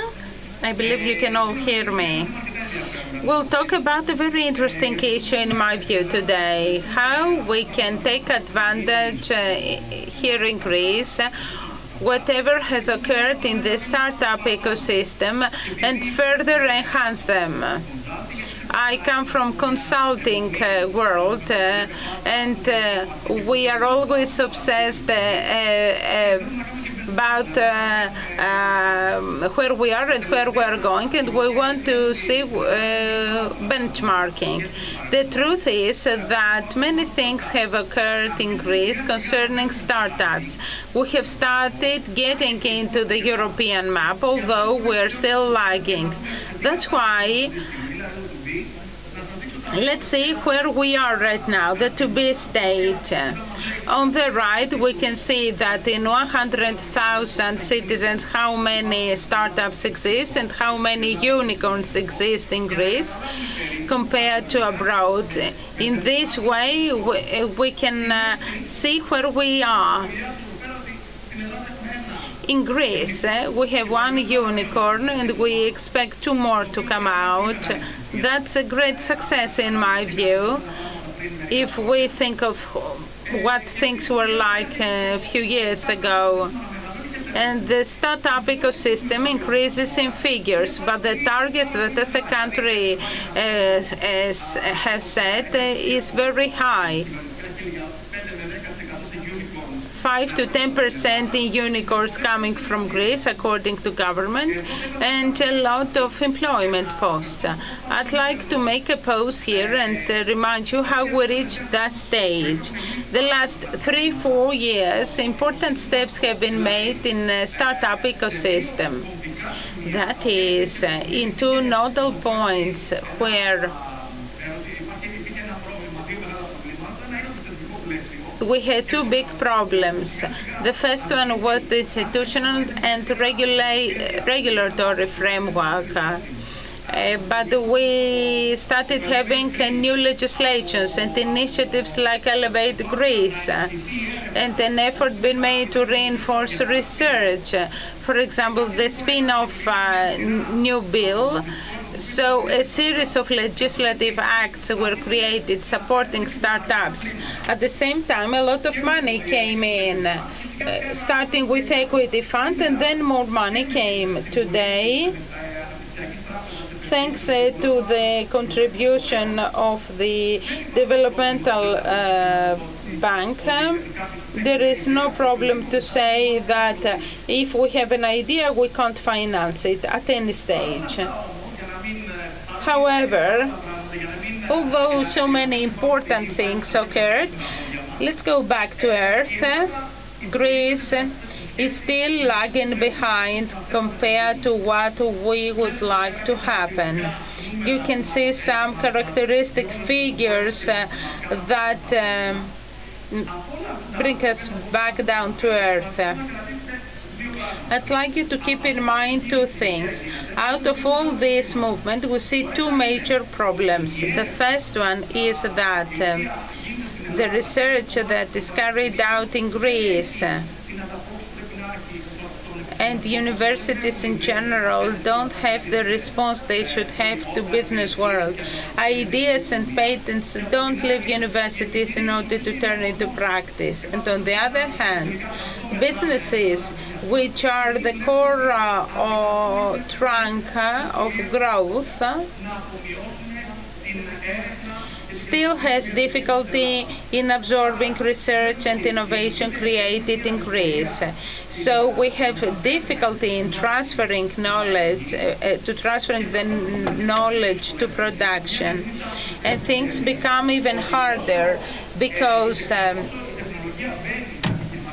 as technology enters entrepreneurship models, then what is needed is more coordination among all interested parties in innovation. More money is needed, more time and patience, so that new technologies, for instance AI, could give an extra advantage to businesses.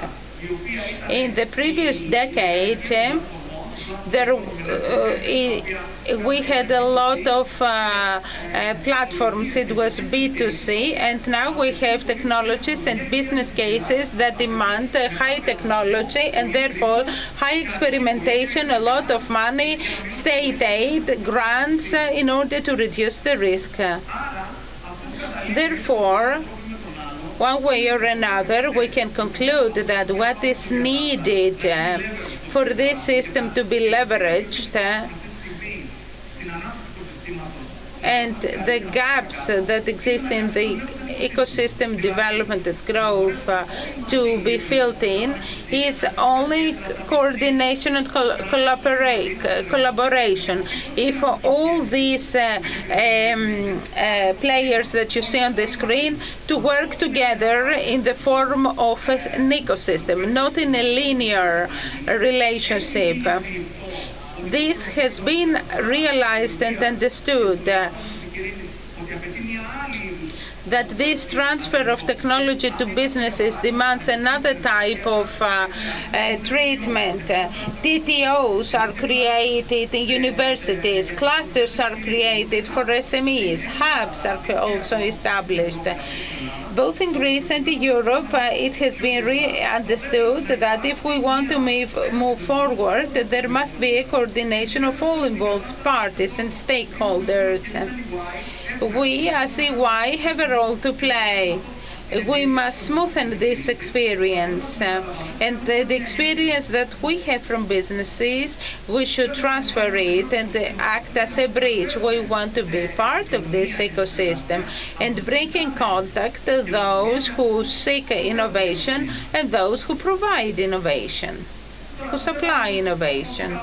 How can we achieve that? What are we thinking of doing? We believe that startups and companies, corporations should answer important internal questions in order to be mature enough and be connected. For example, startups should answer the question of whether they want business development, whether they are mature enough, and companies, on the other hand, should create this corporate culture where innovation can rely on. In the last 15 years that I have been working in this ecosystem, I have noticed that in the past we say that the academia couldn't talk with industry easily, but in the last 2 or 3 years I see that there is a lot of mobility and the gap is starting closing. There is mobility from one side, from the university side, but not from the corporation side. Businesses and companies have a rather more closed culture, and they try to satisfy their needs for innovation from within. So in this environment, the companies like EY and in general a mediator of this type could help this system in a research center so that what comes out should use high technology that will have impact. We can help them in a scheme like that where it's not enough to make R&D or to make a patent and commercialize it and protect it. So a mix of research and commercial usage. On the other hand, in corporations, we should enter and prepare them so that they can work with startups. And what we want to bring to the table as EY is that the ecosystem on the left is this ecosystem that should work in order to increase and develop, go a level up at the level of real economy. So in order for this to occur, all these people should work together. We are willing to use oral technology and potential, use all our network in Greece or abroad, and offer everything that is needed so that these two worlds come closer to each other. This is our strategy for the years to come, the strategy that we will pursue. All these are important because what we measure in an economy is the businesses. From all our surveys, EY has concluded that this is important if we want to attract businesses or staff. This is the polygrain. So all these sectors that have technology in their core. We start with equity story building from startups and spin-offs for valuation advisory. Of course, we support the ecosystem in order to have the matching. We also support businesses and corporations so that they can have digital transformation with real impact, not just as a word.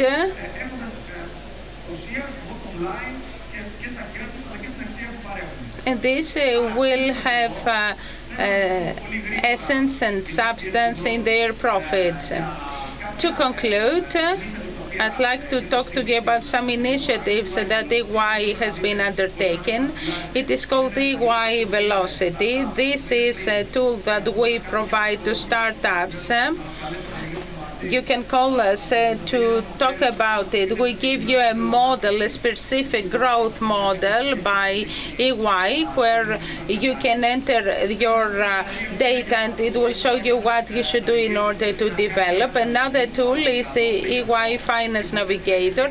This is also free. The previous tool was free as well. Of course, we support all co-creation methodologies like design thinking and all stakeholders at the table. We want to bring all stakeholders at the table to see how we can move the whole thing further on. Because I'm under pressure of time, I'd like to thank you all for your attention, and I'm here for you. Was I okay with the time? Συνονοημένα μας. Λες. Το κράτησα. Ναι, μια χαρά. Οκ.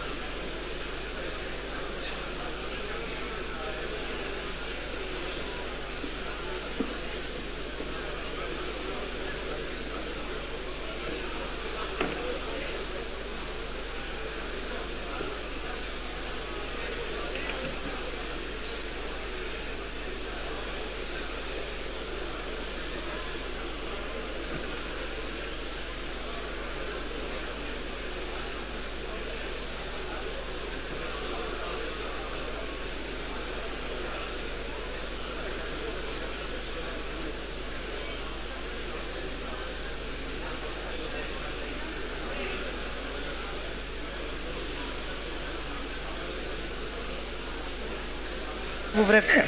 Ωραία. Τώρα ακουγόμαστε. Ωραία. Ωραία. Φτιάξαμε και τον ήχο μας λοιπόν. Είμαστε έτοιμοι να ξεκινήσουμε. Καλησπέρα και από... Good afternoon. We are ready to start. The presentation about startup ecosystem was very interesting. We will remain in this topic. And in this panel, we will talk about the next generation of the ecosystem. I have three speakers in this panel who will help me to this end. Mrs. Pelagia Papoulidou, Vice President Marketing of Interworks Cloud, a company that has a multi-year experience in cloud construction. She is both a distributor and constructor and developer. I have Mr. Andronikos Koulis, who is co-founder on Ether Digital, the first business that is active in blockchain technology, providing services for the new generation of the internet. And Mr. Spiros Mazarakis from Pleiades IoT cluster that was set up by Unisystem. The idea was back in 2019. It aims at supporting the IoT ecosystem. We have invited you here so that you can tell us from your sector how all these new emerging technologies, IoT, AI, 5G, change what we used to know as an ecosystem, and we move on to the next generation ecosystem. How can we reach that? What are the challenges and the benefits that it has? Let's start with you, Mr. Mazarakis. Could you tell us a few things about Pleiades? Please introduce yourselves and your companies, and then you will tell us what next generation ecosystem means. Hello. Pleiades started in 2019, as you said, Nikki. The idea was that we had a lot of business requests that had to do with technologies of drones, blockchain, and Internet of Things. And we realized that if we don't have an ecosystem, we cannot meet and respond to the challenges coming in the next 10 years. That's why we decided to make an ecosystem as a Unisystem and to invest in that so that we can invest in that together with the partners, universities and big companies to try to become as innovative as we can be in order to approach the real needs of the market. That is to make an innovation that is needed and not to make an innovation for the sake of the innovation. Andronike, is it better?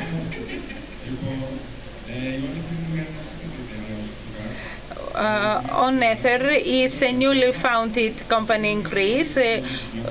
We deal with blockchain in general. We provide consultancy on blockchain. In fact, we are 3 studios offering consultancy, and we work with companies that are already active in blockchain and they want further to proceed, or companies that want to incorporate blockchain. So you provide training? Yes, undoubtedly. Yes, we were founded a year ago. Peli, what we have been doing, Nikki, has a lot of dimensions. I'll start with the smallest one that has to do with Southeastern Europe and has to do with our as cloud distributor. We resell cloud services. This means we sell that either through channels or via our end customers. Goes through the cloud software that we have developed. We are a cloud group, the first one in Greece that operated in cloud in Greece. We started 22 years ago. we start with the order of an excess service product up to its billing date. Therefore, the whole lead cycle.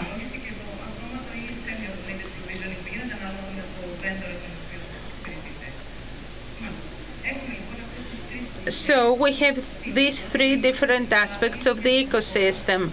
And right now, as a country, we found ourselves at a digital shift. So we'll start the other way around now.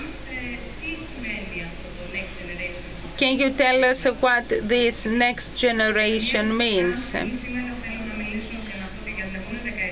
For the next 10 years in our sector, we will talk about partnerverse.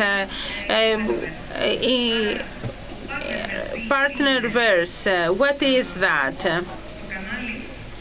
In the channel, the center is lies in the partner. What happens with cloud? All technologies as next-gen ecosystem orchestrators helps in collecting data. How? With portals, cloud marketing places, and all the technology it has. Therefore, we try to measure the experience of the user, of the consumer, and analyze that so that we can provide better experience, efficiency, cost efficiency, and innovations. Therefore, in the future, we talk about digitalization and transformation of the whole experience. Being the Vice President of Marketing in Interworks, we talk about digital marketing and sales, because in traditional distribution companies, the part of physical presence is very important, of human contact is very important. So in the future, we talk about digitalization that will be based on technologies. I agree with Pelagia concerning digitalization. I think it is evident that it has become part of our lives. From our point of view, next gen has to do with the needs, the current needs and the future needs. From our point of view, a big need is decentralization of procedures and processes. Even in a financial sector, we've got Bitcoin and CryptoCoin.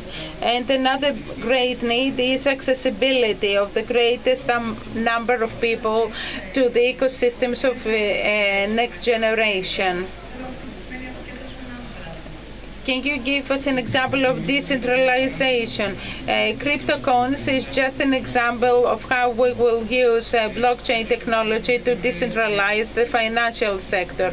Another example would be voting. For example, let's take the elections.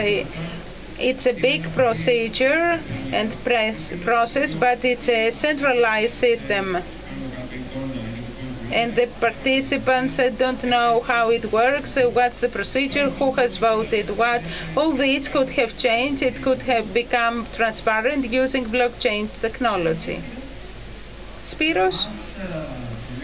For us, the next generation ecosystem, we realize that we want to produce innovation. Innovation means creativity. In that respect, creativity means that we should find the solution inside the box, because out of the box, it's very popular, but human brain can produce innovation and be creative when it is inside the box. In other words, there must be deadlines and constraints that help us be creative and innovative. For us, the next generation ecosystem means that there must be correct, contemporary, modern processes and procedures that will allow us to take the innovation results. Because in the innovation ideas, if multiplied by innovation execution, results and equals with innovation results. Through this equation, we try to have specific measurable results. Very interesting. We have all started this digital transition. How easy or difficult is this transition? And what will be the advantages of it the day after? You told us about voting, but I'm sure there are more advantages. Let's start with you, Andronikos, and can you tell us what are the challenges and the advantages of that? Concerning the challenges, for me is one and only, of not making it, making it happen. As for the advantages, since I come from blockchain technology part, I could say that participating in ecosystem is what will increase. Users should participate. It's important. Users should feel as a valid member of this ecosystem, and he should be able to participate in decision making. So participation is very important. And if we achieve decentralization of procedures, we will reap the benefit of decentralization per se. And of course, accessibility is equally important. That is, people who come from states or socioeconomic statuses that are not similar to Western standards, they might have more opportunities to participate in these new ecosystems. This last one is a huge challenge. Yes, everything is a huge challenge. Peli, what do you think are the challenges that we should go through in order to reach the next generation ecosystem? How much time have we got? We have 10 more minutes, 5 for you and 5 more for Spiros. I will present you this point of view, which is very important, and we usually don't listen to it so much because we mainly talk about technologies. I don't have to add anything else to what Andronikos said, but on top of that, we have the change of societies themselves. Societies have differences and speeds. When we talk about democratization of the cloud and the system, this is perceived in a different way, by the public. When we talked about metaverse, only 3 hands were raised. What is important is change. We must have change in the roles and in the organizations that are part of the change, in the competencies of the people that must become digital, in the way that marketing sales occur. This should be from top bottom, and you must transform all the organizations. It's not adequate to digitalize all procedures and processes. So people must have the necessary competencies and proven hardware and software skills.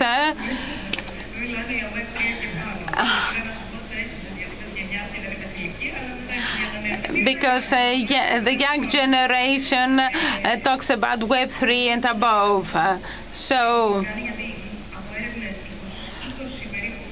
20% of our partners who are part of a channel believe that they won't be able to continue unless they have physical contact with a customer. Whereas 44%, that is 1 out of 2, believe that we should move on to something hybrid. In practice, the challenge is to what extent human touch will affect ecosystems. There is a great discussion on this issue. We have already started this discussion due to the pandemic, and it will continue this discussion. And I'd like to add something else.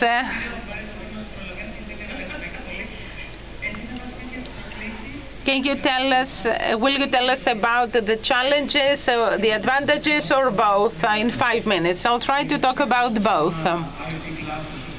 As an IoT cluster, what we have done and the challenge that we faced was that we made 9 different working groups. Each working group had its own idea, its own concept, and its own view to the market, and we managed to finance them using 2.5 million euros. So we financed these 9 different ideas. There we saw that challenge had to do mainly with people and collaboration. That is how we can collaborate and cooperate as groups, teams, and corporations to produce specific results. We developed some frameworks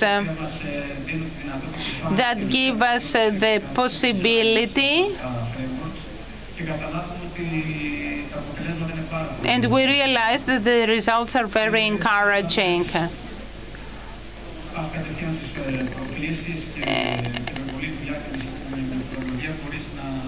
When you address challenges right away, you can have truly innovative products that you can further proceed them to next phases and get more finances. Yes, that's the advantage. Yes. We took the challenge, we worked on it, that became an advantage after some time. You have 2 minutes, Peli. I would like to leave a positive note.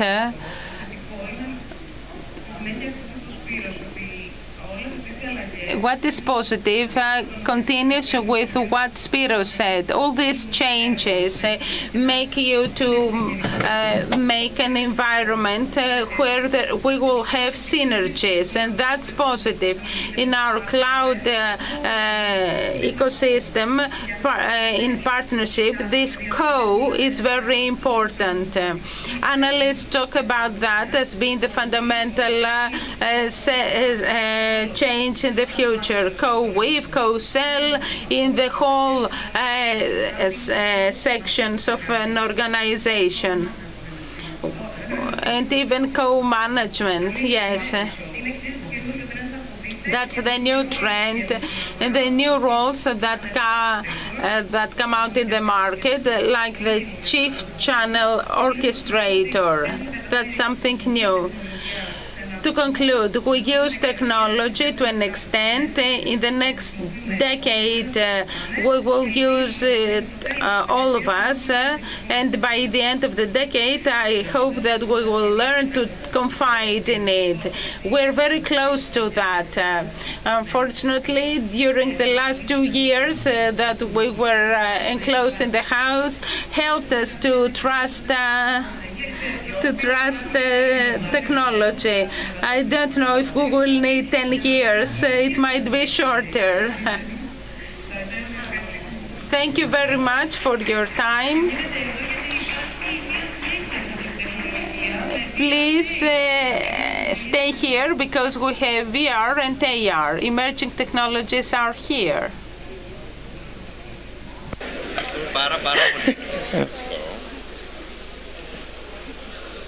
Καλά είμαι εσύ.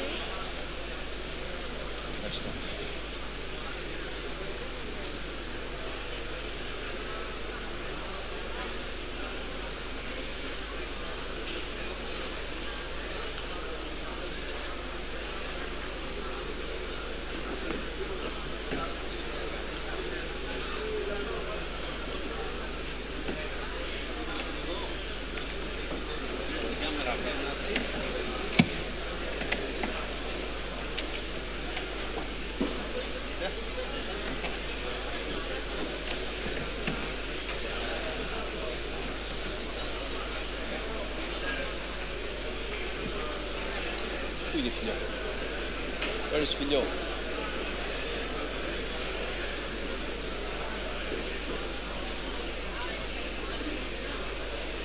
So I will definitely read my introduction. I never got the chance to. Τέλεια. Καλησπέρα σε όλους. Good evening to everyone. Thank you very much for staying up so late to attend us. We will have our discussion in English. I hope this will be helpful for you. We have Nikki with us, who also has Greek origin. His grandmother was from Cyprus, but he doesn't speak Greek. To English. First of all, I would like to introduce myself. I'm Tom Kolokithas.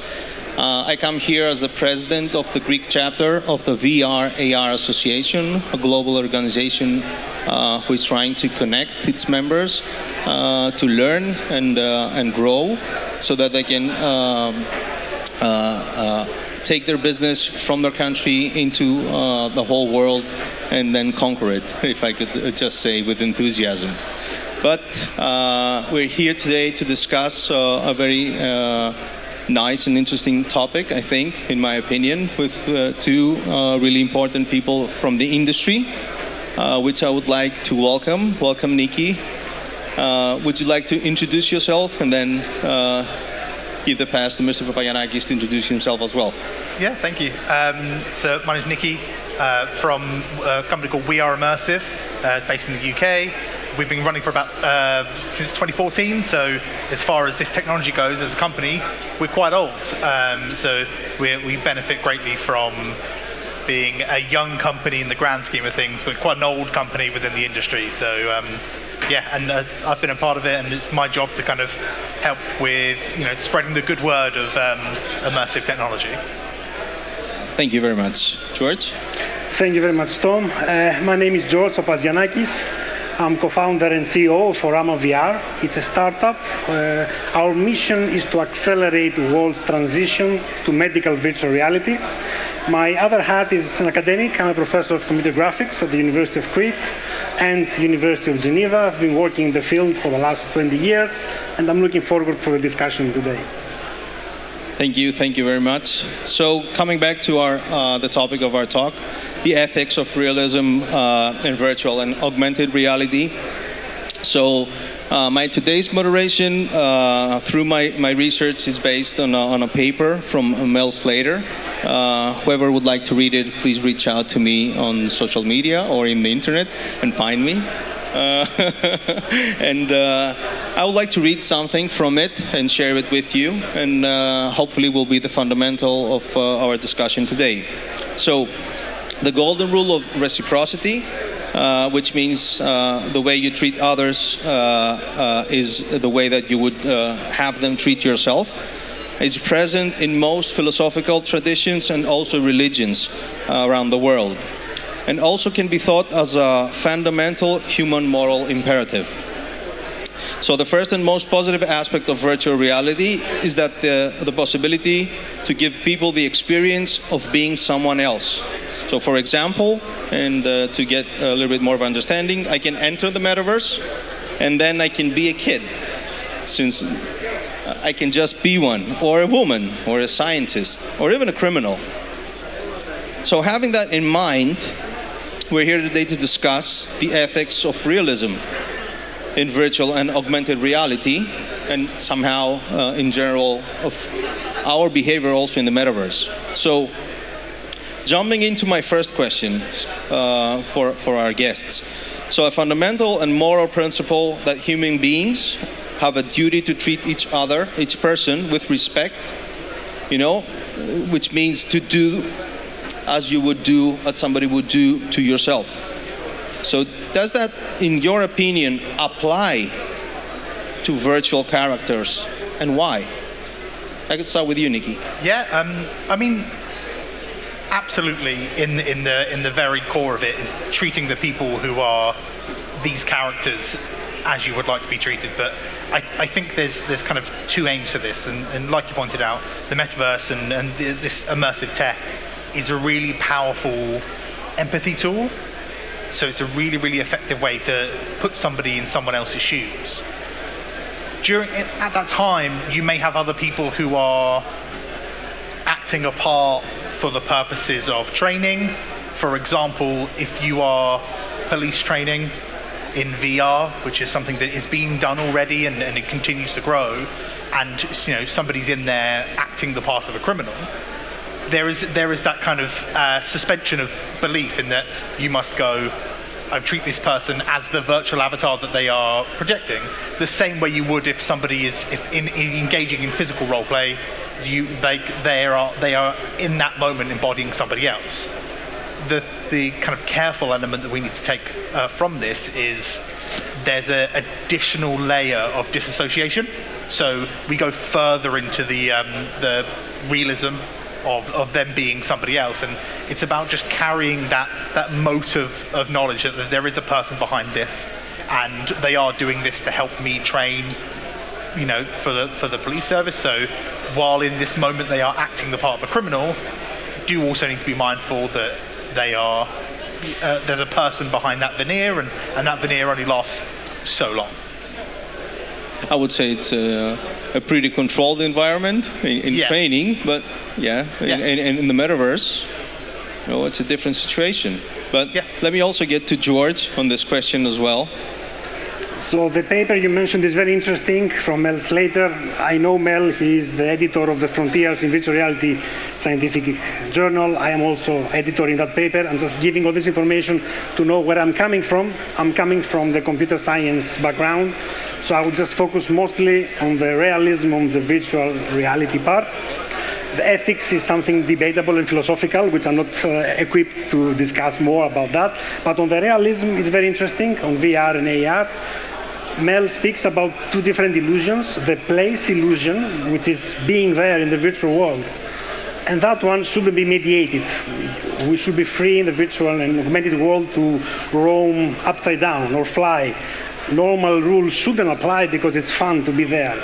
And then he speaks about the plausibility illusion, the things you do there. So the things that you do there should have some basic rule of conduct, especially when you have to do with other people.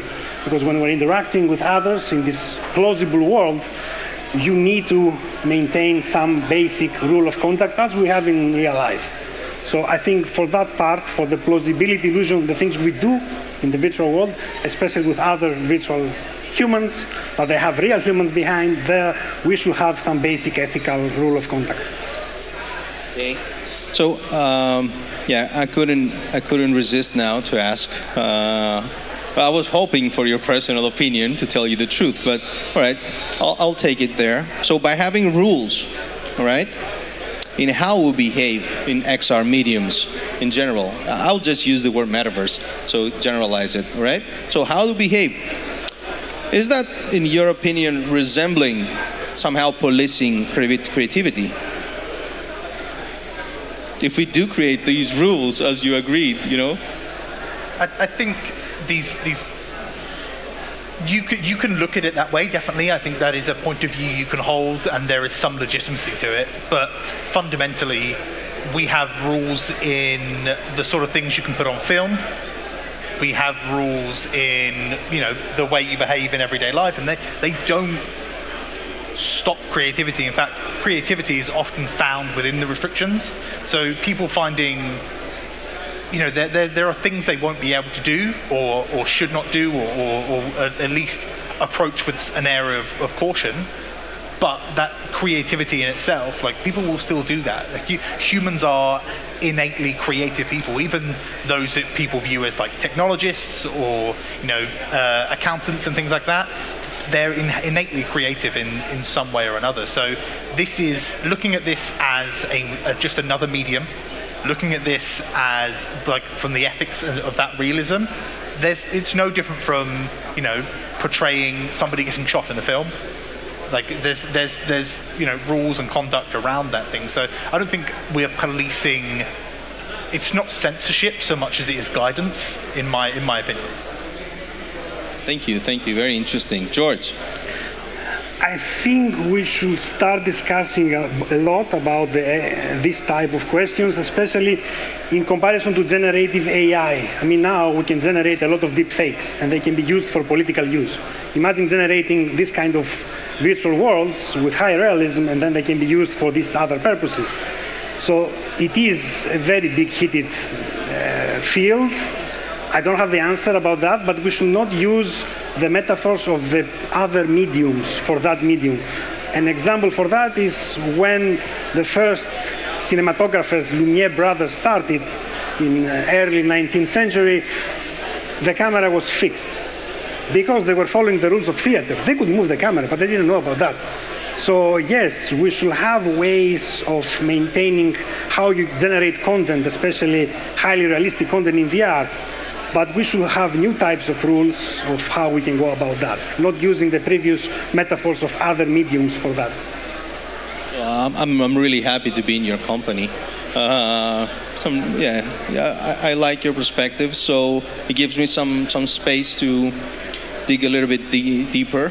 Not too deep though.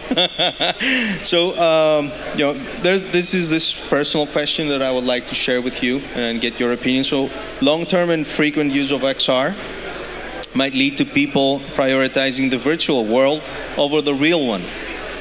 Do you believe that this is true, and what impact could that have to our societies?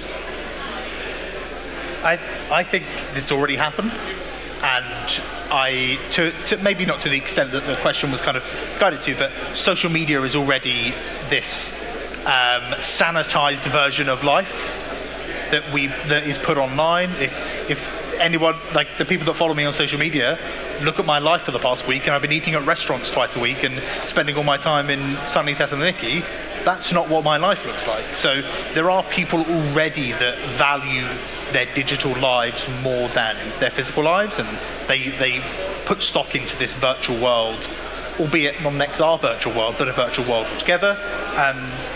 Absolutely, it's something that should be looked at, and it's something that we've done a very bad job of around social media, and having these sorts of discussions now at this stage is much better, because these conversations won't really happen publicly come sort of Web 2.0, because that was the advent of social media, and that was the advent of people having a say on what existed on the internet.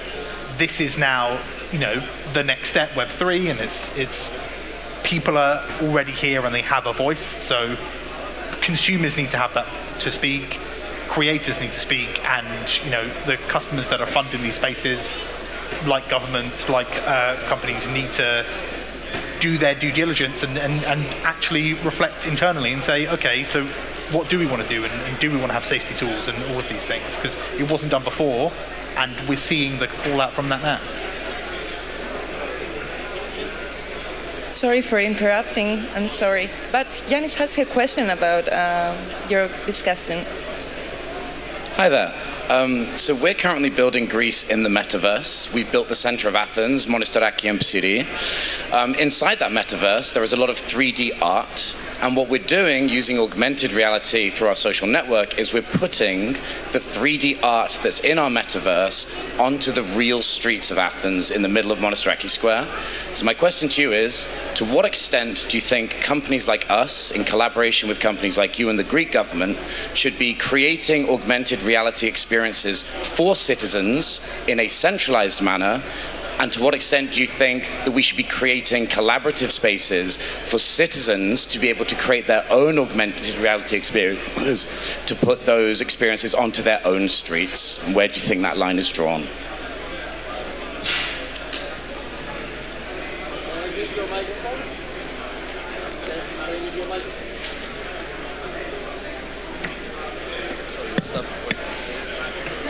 Thank you. Thank you. First of all, I really appreciate your question, but I would like to just make a request. Is it okay if we ask Mr. George to answer my question, and then we can all contribute to yours? Perfect, perfect. Yeah, great. So just a short comment on Tom's question, and then I'll come back to you. So to answer Tom's question, from my perspective is no. I don't think we will be using VR headsets the whole day. We will use VR headsets for a specific point of time. We won't be checking our emails in VR. Just a small correction. It's all about XR mediums. I generalized it in terms not only on VR. Okay, so then for AR, I think, yeah, there is a big case there. But for example, for VR, I don't think I expect people checking email or doing this type of work in virtual environments. So that's the short question. The longer question, and I'm sorry I'm keep making references, but I'm a professor. I like to profess things. there is a fantastic book from David Chalmers, Reality Plus, that was released this summer about the consciousness and about the whole spectrum of how VR meets philosophy. So he says three things in this book. One is that virtual reality is real, so things that are happening there are real. So things are already occurring there, and you can live a life which is meaningful in VR. So just to answer a bit your question about being there all the time. And the third point he makes is that we could be living in a simulation. He doesn't say we do, but there is something we cannot rule out, that whole of this thing is already a simulation within a simulation. So this is just a bit open-ended answer to your question. And then coming back to I think this is a fantastic thing you're doing. Charlie Fink, in his Metaverse book, said the ultimate application is people for these technologies. So we are doing this, of course, to improve people's lives. So by having an enhanced version of the city in another parallel universe while you are visiting it, especially in art, I think it's a fantastic thing. And congratulations for the endeavor. And hopefully you have a lot of firepower and ammunition to deal with all the government and all of the establishment. Yeah, I think it's a fantastic, by the sounds of things, a really wonderful project, a really fantastic thing to be working on. I think art's really important, and I think there's a lot of talk around the function with AR, and I think kind of mirroring the function with creativity and that kind of cultural enrichment, I think is wonderful, because we've seen very big companies try to build VR and AR spaces. If you look at the likes of Meta, formerly Facebook, it's all very cold, it's a bit lifeless, it's very uncanny valley, it has no heart and warmth to it. Building a augmented reality gallery through an entire city is a wonderful piece of heart-forward technology. I actually don't think we need one big central space for people to build that. I think if you guys were able to create some kind of user uploading CMS, I think that would be wonderful. But all of the XR tools and platforms that we've seen grow and are doing really interesting things are small startups or small companies like yourselves. And actually the big companies are getting it wrong largely on scale. They're investing billions and making stuff that, it doesn't excite me anyway. And I've been very close to a lot of the technology, so by the sounds of things, the stuff you're doing is really interesting. There was a similar temporary project for a fashion week somewhere. There's something I would be mindful of, which is those AR markers. Do they deteriorate? Do they drop off? Do they die? Or are we going to get to the point where big cities have this kind of augmented trash everywhere with old promotional things for brands just absolutely everywhere, and then you try and load up a marker and 8 things pop up, or you can't get the thing you want because there's an old government thing that it's out of date and it hasn't been refreshed. So there are things to talk about, and there are definitely other angles to this. Super. I would also like to encourage you as Nikki, in my way though. I really believe in what you are trying, and then somehow it's being also related into digitalizing our world and somehow exploring what can come out of this. I'm definitely having now in my mind, ethical things to be on the subject around, the IP of the artwork that is coming in your digital copy, and how all these things around it could be facilitated, which is also another ethical part of all these extended realities. I will come to you, don't worry, I'll come to you. And I would like to also to offer, there's this very nice project that I was exposed to from the Athens University, from a PhD student there. It's called Meta Cities, and I think it is interesting to also discuss with them about a synergy, because things can evolve from synergies. Do you have an active microphone? All right, I'll come to you.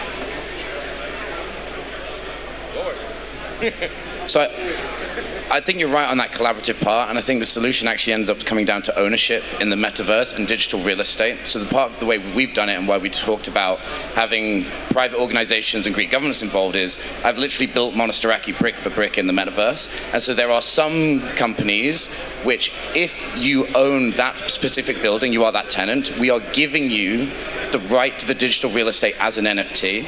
And what that means is you have the right as an owner of that building in the real world to specifically create your own augmented reality as an extension of real world property rights.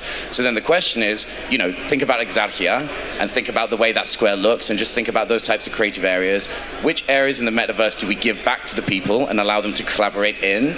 And which places, which is why you need the partnership network, in collaboration with the Greek government, you know, ancient historic sites, places that are important for digital tourism, do we have controlled creative collaborations that don't have 100 garbage AR augmentations everywhere? And to what extent do we give digital property rights to people in the metaverse that correspond specifically to their legal rights in the real verse? And if you do both at the same time, I think you solve the problem. Yeah, I think I will go first. I just got that power as a moderator, so yeah. I think beyond the ethical, there's a lot of practical issues that you have addressed. And I would start contributing by saying, first of all, is awareness. So I think the discussion is a little bit fast forwarded, you know, a few years after today, rather than having an actual discussion with the government at the moment. So, in my opinion, and I will definitely like your contributions into, you know, questions like that. I mean, it sounds really fantastic. It sounds like an absolutely massive task, and to do it right makes the task bigger. It really does sound like you've got a lot of thought. Put a lot of thought behind it. The project sounds really, really interesting. I'd love to, if you have any information afterwards, if you could give it me, that'd be wonderful. Fundamentally, all of this stuff is going to be built off of the backs of people like yourselves who are really passionate about something, and you will find a way to make these things work. You know, governments and large organizations are filled with bureaucracy and various levels of approval, so it's going to take a lot of steam to punch through those walls. So more power to you, and I genuinely wish you the best of luck, but I can't speak a real truth to what that takes. You guys have really thought it out by the sounds of things, so I look forward to seeing what comes from it. George? For me, a very interesting point is format. If you remember VRML or X3D, this was the language of the VR worlds years ago, and now this content is unusable.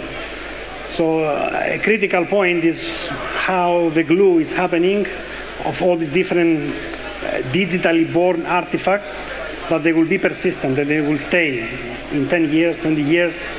So the format question is very important. I hope we're using something like USD, Universal Scene Description. Yeah, but then Unreal Engine is using FBX, and then it's a proprietary format that who knows if it will survive in 10 years. Collada doesn't use it anymore, and it was the format 10 years ago, and VRML was the format 20 years ago. My point is, the digitally born artifacts of the metaverse, they need to be persistent, and there is some thing about that of how you're going to build them so they can stay for a long time, especially if you have to do for applications about smart cities, governments. We don't want the latest trendy thing, but we want something that will stay as long as possible. Thank you. Do we have time for one more question? All right. Is there a question? I secured the time. No. All right. So, Nikki, George, I really appreciate having me among you, superheroes of the industry. For you, staying late for us, and for the Beyond Expo that actually had the infrastructure for us to be here on stage and let our opinions, you know, guide you through the ethical topics of the industry. Once more, thank you very much. Thank you very much.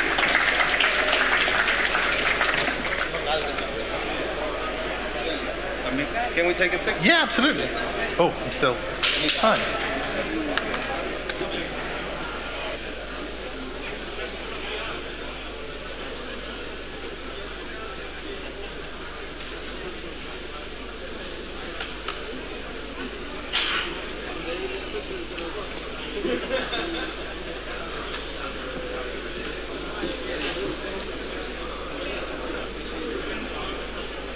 Είναι κλειστό.